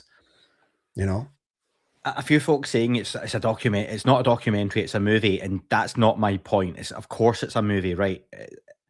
My point is, if you were going to release to the general public information to say we are not alone, how do you do that? There has to be a lot of different ways to approach it. And for me, Pavel, the interesting stuff wouldn't be a president or whoever announces it saying we are not alone. It's the reaction afterwards and what comes next. And for me, when that imagine it as Trump, and he stands there and he says what he says, we're not alone. Some scientists come out and say we've found some signals from elsewhere. We've uncovered some programs that we've found, blah, blah, blah, blah, blah, right? When the telecast ends and it's 9 p.m. and everyone's sitting in front of their TVs and their phones going, what do you do next? So for me, what would make sense is a panel would say already in advance, what we're going to do this week, and we're going to recommend worldwide, is Netflix, Amazon Prime, major TV services. Here are a bunch of movies and documentaries and TV shows we recommend you show. It could be things like Arrival, Close Encounters of the Third Kind, with an idea that we're not saying this is all true, but what we're saying is there's a good element of this we believe is largely what is sort of happening or taking place. They might not even say we know exactly what's going on, but what they say is we think this is the stuff that is along the right lines. And we're going to spend a week or a month putting on Hollywood movies, TV shows, having academic scientific talks. TED Talks will be taking over for the month. And we're just going to acclimatize the public in a lot of different ways, including social media, TV, radio, however people consume content. And there'll be like a stock list of this is the stuff we believe is the best stuff to watch. And they might even say, look, Independence Day, great movie, isn't on, it's my favorite alien movie. And someone saying they'll recommend it, probably won't be on the list. But what if they were like, Signs kind of is, Arrival kind of is. They could have remember the old DVD commentaries? They could literally have the movie playing, but with someone speaking over it going, we think based on this, here's an element of the UFO topic that we believe is actually accurate, and really focus on this part of the film. I don't know, but it's just an idea. Yeah. I think there's also this element of if this is all true, we have to see what's going on also behind the scenes in terms of people who are involved in the cabinet who were trying to get something out in terms of this, who are no longer there.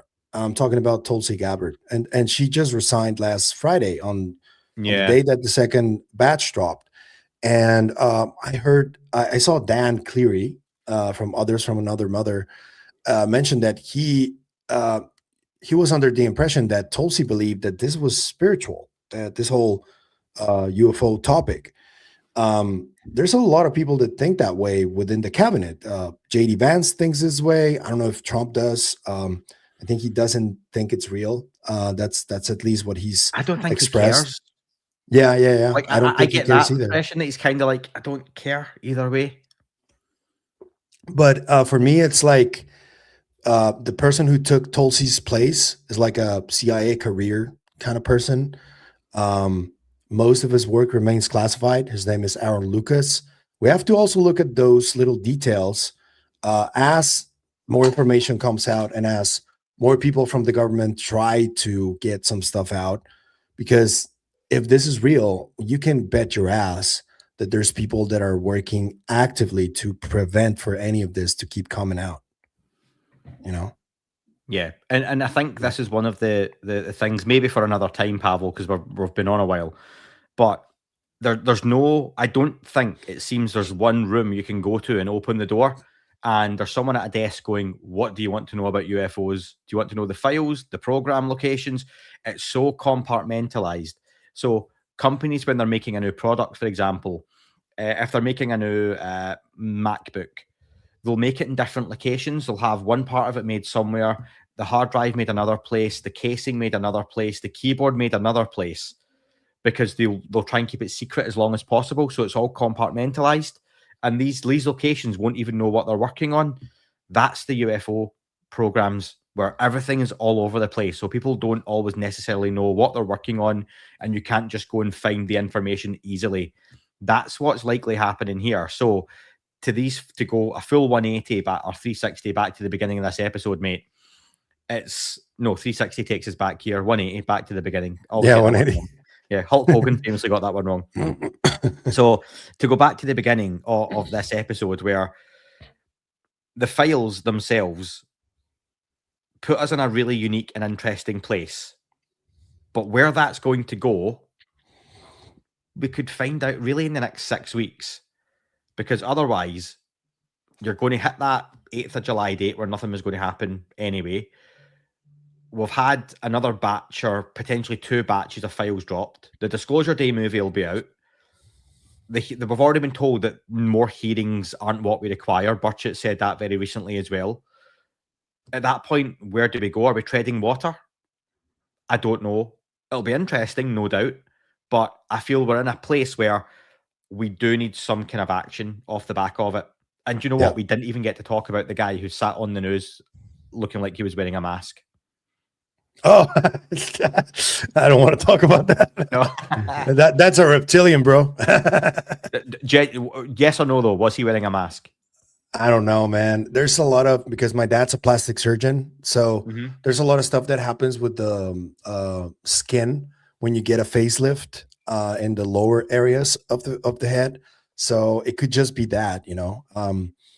But yeah, that's an interesting reaction from people when they saw it. Is like, that's a reptilian, that's a clone. It's like, dude, what the hell?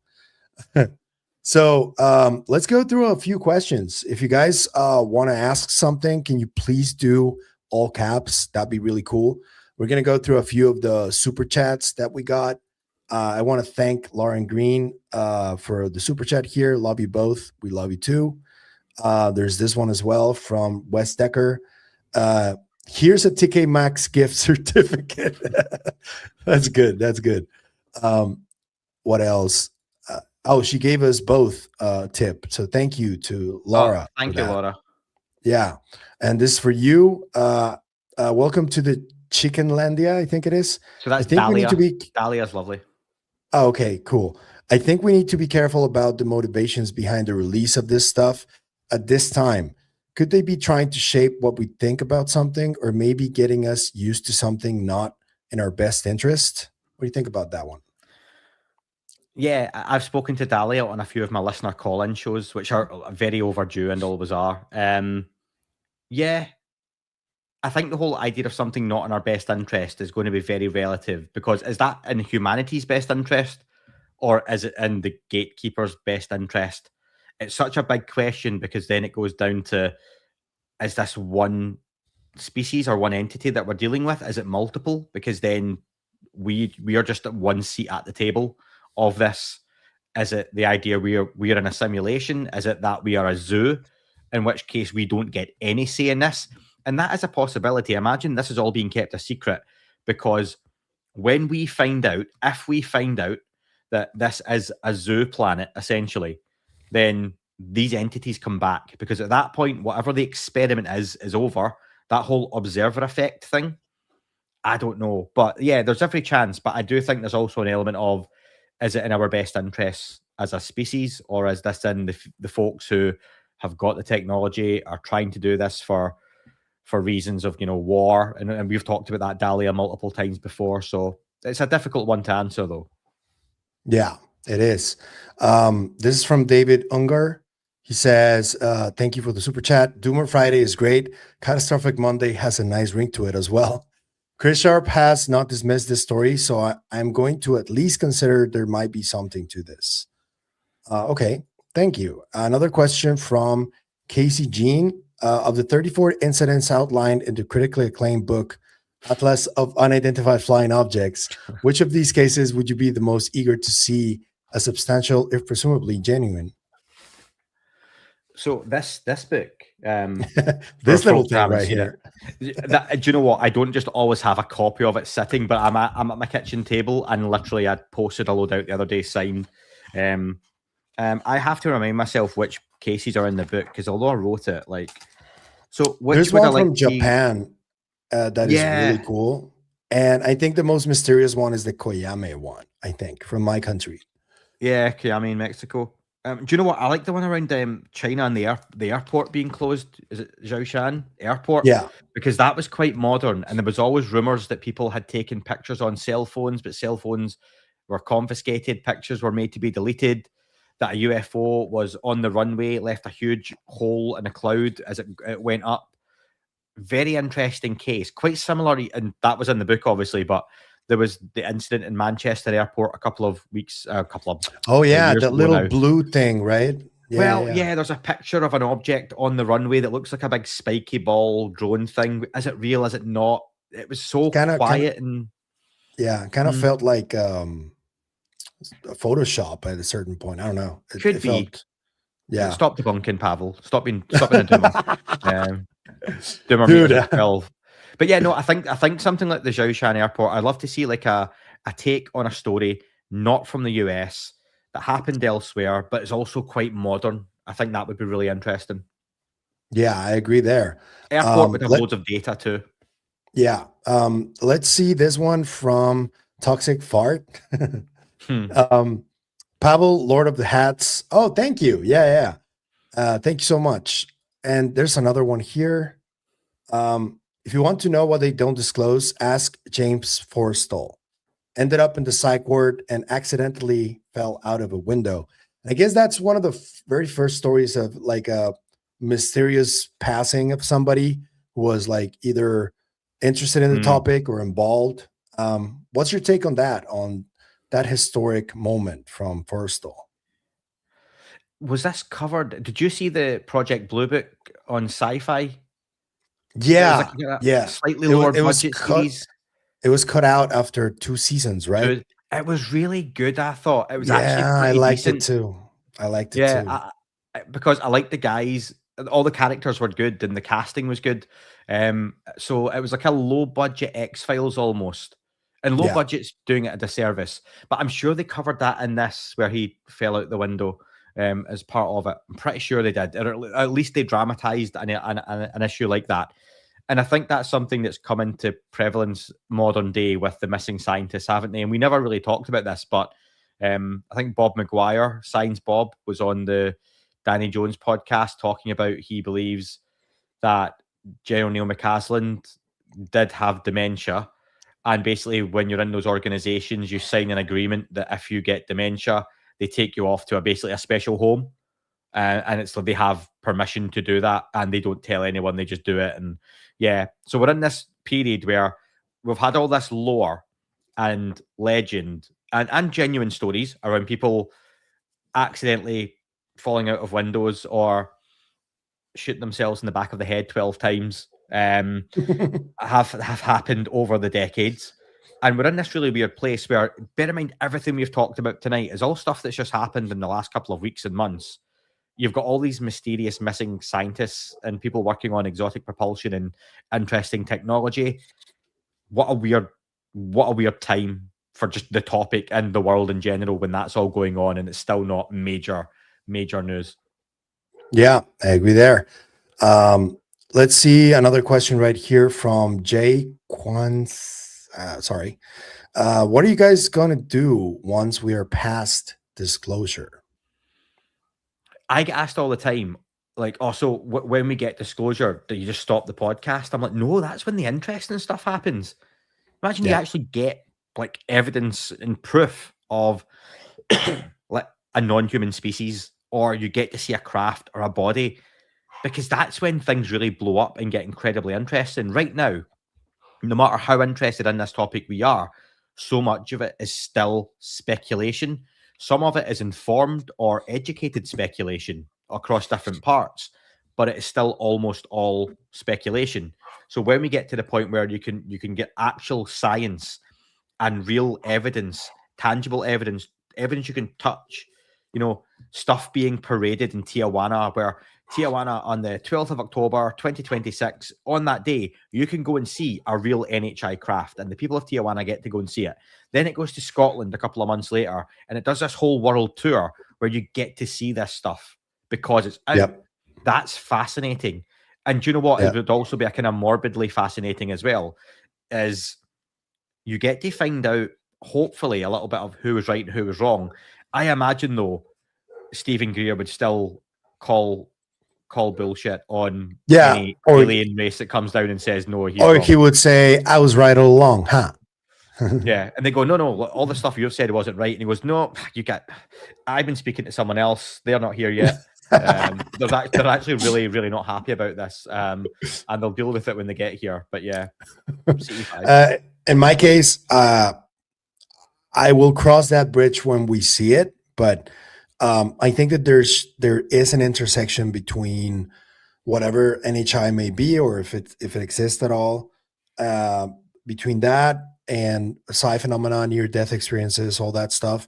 I think there is an intersection there that we are probably going to find out more about, and that's exciting to me because I went through a near-death experience, and there's just stuff that I cannot explain that happened and that keep happening, and I'm like, I want to know what that is. And I think, I hope, I don't have any information on it or anything, but I hope that some of those questions can be answered for a lot of people that went through that, you know.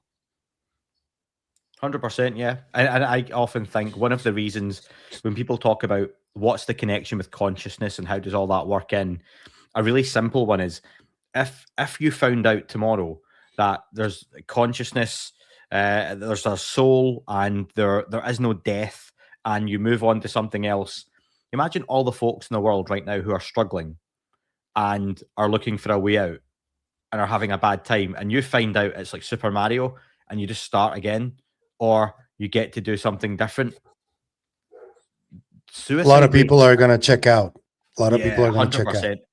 100%, mate. Yeah. Yeah, I agree there. And that would be catastrophic too, right?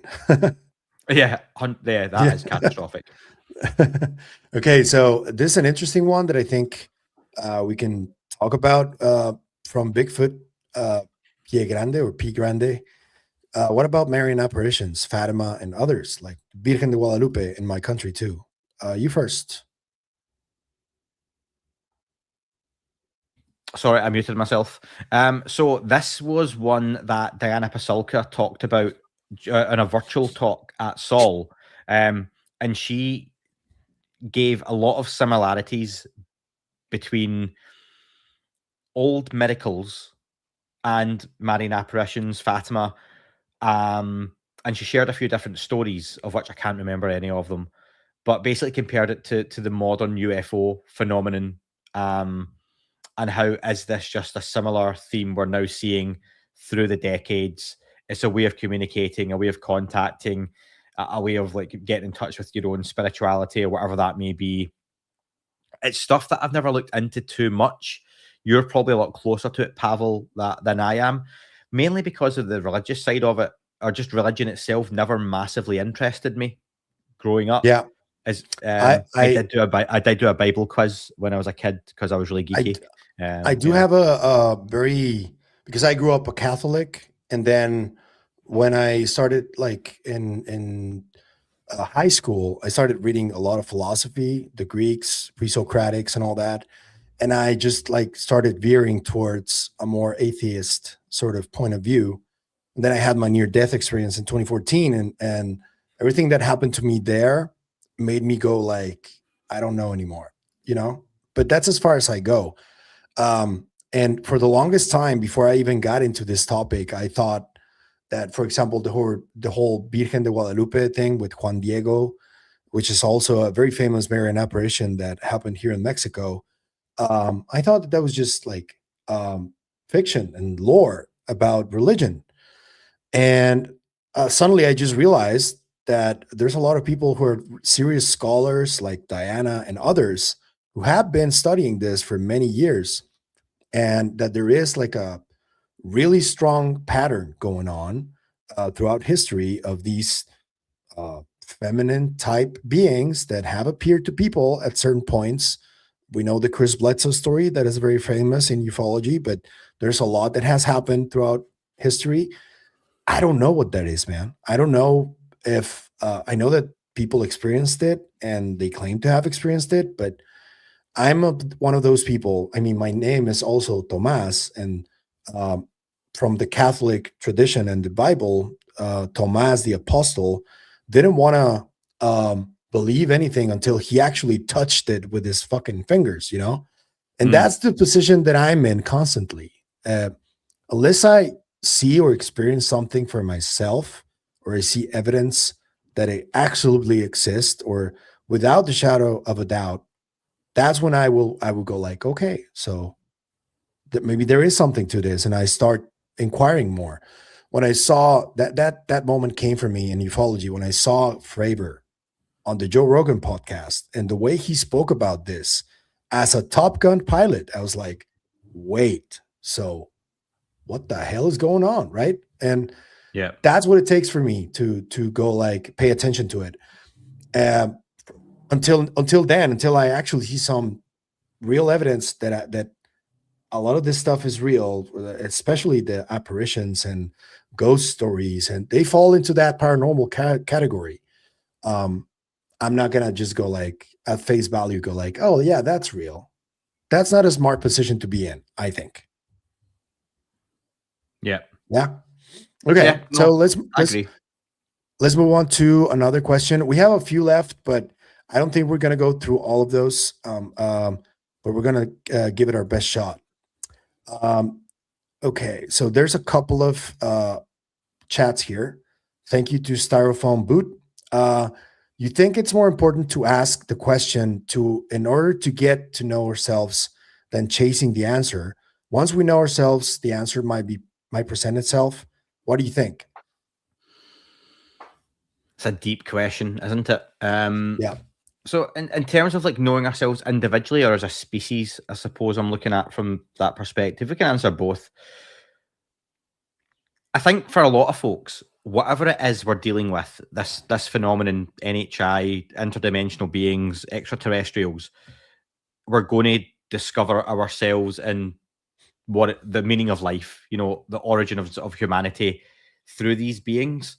There's these ideas that something lands and we can say, what are we? Where are we from? Why are we here? And what if they land and go, we don't know? We are just traveling. We have been here. We sent some probes and some drones, and we've traveled here. Maybe I think a lot of folks are looking for answers, and for a lot of folks, that's what religion is: giving meaning to something that maybe has no meaning. Maybe there is no meaning other than you just exist. You have this experience, and then you move on to whatever else it was before. I think it's far more likely that we're all part of something. I've used the analogy before, Pavlov. The human experience is you're part of an ocean and your soul is caught up in a glass of water, scooped out the ocean. You spend however many years you get around this planet, and at the end of it, your water gets thrown back in the ocean, and you're just part of it all again. So you're not that person anymore, but you're the ocean having a singular experience, and they're all having so many of these at the same time. That makes a lot more sense to me than Magic Man in the sky went bang, 7 days, there's the Earth. And that's why it makes more sense to me that NHI potentially created as we're here as an experiment, or something CD does on this planet and then moved on elsewhere. The whole what was the Prometheus movies? Stuff like that, where they aren't necessarily gods, they're gods to us. Diana Pasulka, you mentioned, talks about this kind of stuff. What is a god? Lowercase g, capital G. Is it just a label we've put on a being that CD does, or started all of this and then moved on to somewhere else, if indeed they moved on? Yeah. For me, it's we're currently at an evolutionary bottleneck that inevitably something is going to give in, I think that the ancient traditions like Buddhism and even way before that, they always talked about looking inward first, so we can also look outside and try and make or enact any type of meaningful change to our environment. And I think that largely civilization today has forgotten about that, about looking inward and about, trying to lead a generally balanced sort of existence.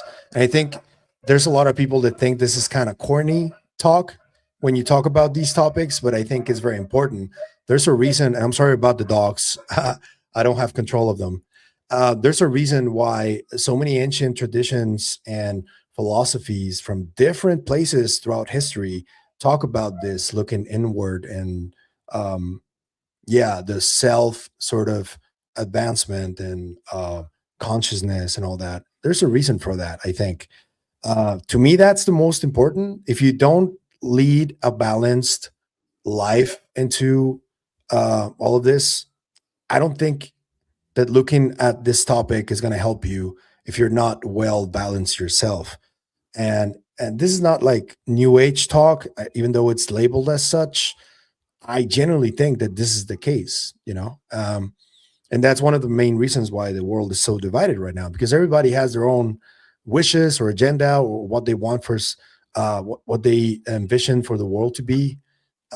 And there's not like a unified sort of idea of what it should be.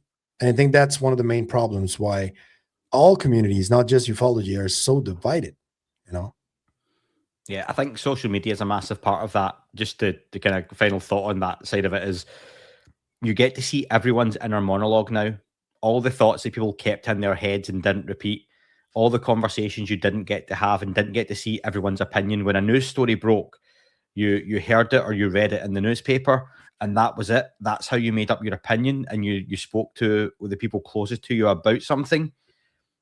But now you see everyone's, and there's a lot of messed up people with a lot of messed up takes. People here might even think some of our takes are ridiculous or stupid, but you didn't used to get to do this.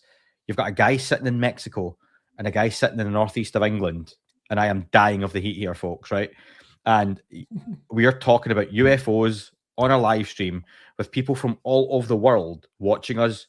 Now, don't know about you, Pavel, but who the fuck am I to be doing this and have this many people care what I have to say? 30, 40 years ago, unless you were a mainstream celebrity, you didn't get to do this kind of stuff. And now opinions are like arseholes. Everyone's got one. And that's kind of where we are as a society. And it's been great and it's been awful and it's been nothing. And that's kind of where we are. Yeah, I agree. We're going to do a couple more questions. This is a comment from Mr. Justin. Shout out to Mr. Justin for being in the chat. He's been sharing links to your book, to a lot of different stuff. He even made a video that I'm going to show you later. I haven't been able to download it, but it's about that song that you talked about at the beginning. He says, read The Egg by Andy Weir, short story. And then there's an interesting question that is going to be a prelude to the final question of this show. Who's getting out of the group stage, Scotland or Mexico at the World Cup? Oh, we're in different groups, aren't we? So both could get out. Who's in Mexico's group? I don't even know. I haven't paid attention to football for a while now. I know Scotland's got Haiti, Morocco, and Brazil. Yeah, I don't remember Mexico's. I don't even know if I'll watch it, but I'll try, maybe. But this is an interesting one to close with, from Edwin Guerra, right here. Prediction if any controlled UFO event may take place during the World Cup broadcast. I mean, prediction would be no, but hope would be yeah. Well, I mean, we've had famously sporting events where objects have appeared above, and do you know what? If it was going to be the US, everyone always says to me outside of the US when I speak to people about this topic, you know, why is it always America? Can you imagine it just was again, just because, probably because there's a base off the coast of California and the East Coast and stuff like that. However, imagine there was just one of those matches, one of the shit ones, hopefully, like, you know, Curacao versus Ghana or something like that. I don't know, right? Curacao are there and they're like an island nation. I'm going to see Scotland versus Curacao next week. But yeah, imagine just an event like that. Something appears, not even for long, just to get people talking. You know, big Psicoactivo logo on the side of it, maybe. Maybe they'll advertise the Atlas of Unidentified Flying Objects, folks. Who knows? Who knows what they might advertise? Who Do you know what they knows? won't advertise is Neil deGrasse Tyson's condescending fucking book. So yeah, but yeah, maybe There's I this think really it's cool. interesting times. Yeah, there's this really cool book from Juan Villoro who talks about that it would be really weird to think about these events that are really massive, like a football match, and then extraterrestrials actually came down and saw this event of like a multitude of beings that are like celebrating 22 people like just kicking a ball. What would the aliens think if they saw that, if they arrived and saw that and were like, what are these apes doing? You know? I mean, what would they have thought at the end of World War II when, you know, the Allies invaded the beach at Normandy, going, what the fuck is this? Like, Yeah. Andy, thank you for such a wonderful time today. This is the first time that I do this with you, a shared live stream. I want to thank everybody at the chat, all the mods. Thank you for doing what you do. Anything you got to say to the people before we leave? Yeah, anything you want to say? no, it's really good timing because I'm about to die with this cough, and it was the shed, folks, was 98 degrees Fahrenheit, 36 degrees Celsius. And it was like a hot box. So that's not just like 36 degrees outside. There was no air. So I've had to record in my kitchen. I've got a bit of a cough, but this has been a lot of fun. I really enjoy the conversation, differing opinion, the work you do, Pavel. People asked me to say purple burglar alarm. There you go. You're welcome. And it's a bit different for me I don't usually do lives. Been interesting, but I do enjoy the chats I've had with yourself, Dan, Clint, Xander on the Doom. So it's good to have a kind of that group of guys that I do respect and enjoy what you guys say and how you say it, because I don't get the feeling there's a lot of BS or bullshit for Jude that you guys come out with. So yeah, really interesting. It's really interesting times and no matter how negative or people may seem, or any of us may seem at times, I think we're in very interesting times where it only seems like the next big story is a day or so away. So yeah, who knows what's going to happen in the coming weeks. I'm going to try and make a podcast with you and Sander just doing accents, reading NASA stuff. That's going to be a hit. And Xander's got that stupid English one that he does, doesn't he? I'm going to show him I'm this. I'm Xander. Here's my accent. You know, so yeah. Justin, please clip this shit. We'll send it to Sander later. You clip that and fucking show him. And people asked if I was going to contact in the desert. No, I was asked, but the Doomer guy said no, I couldn't attend. I'm not long enough. We bumped you for Gerb. Gerbio. I'm sorry. I don't blame you. You wouldn't have a fucking clue what he's saying to you, but for different reasons, but like myself. But yeah. No, it's a bit too expensive for me to head over, folks. Let's crowdfund it. If you guys can get me £2,000 for flights, I'll tell my wife I'm going out.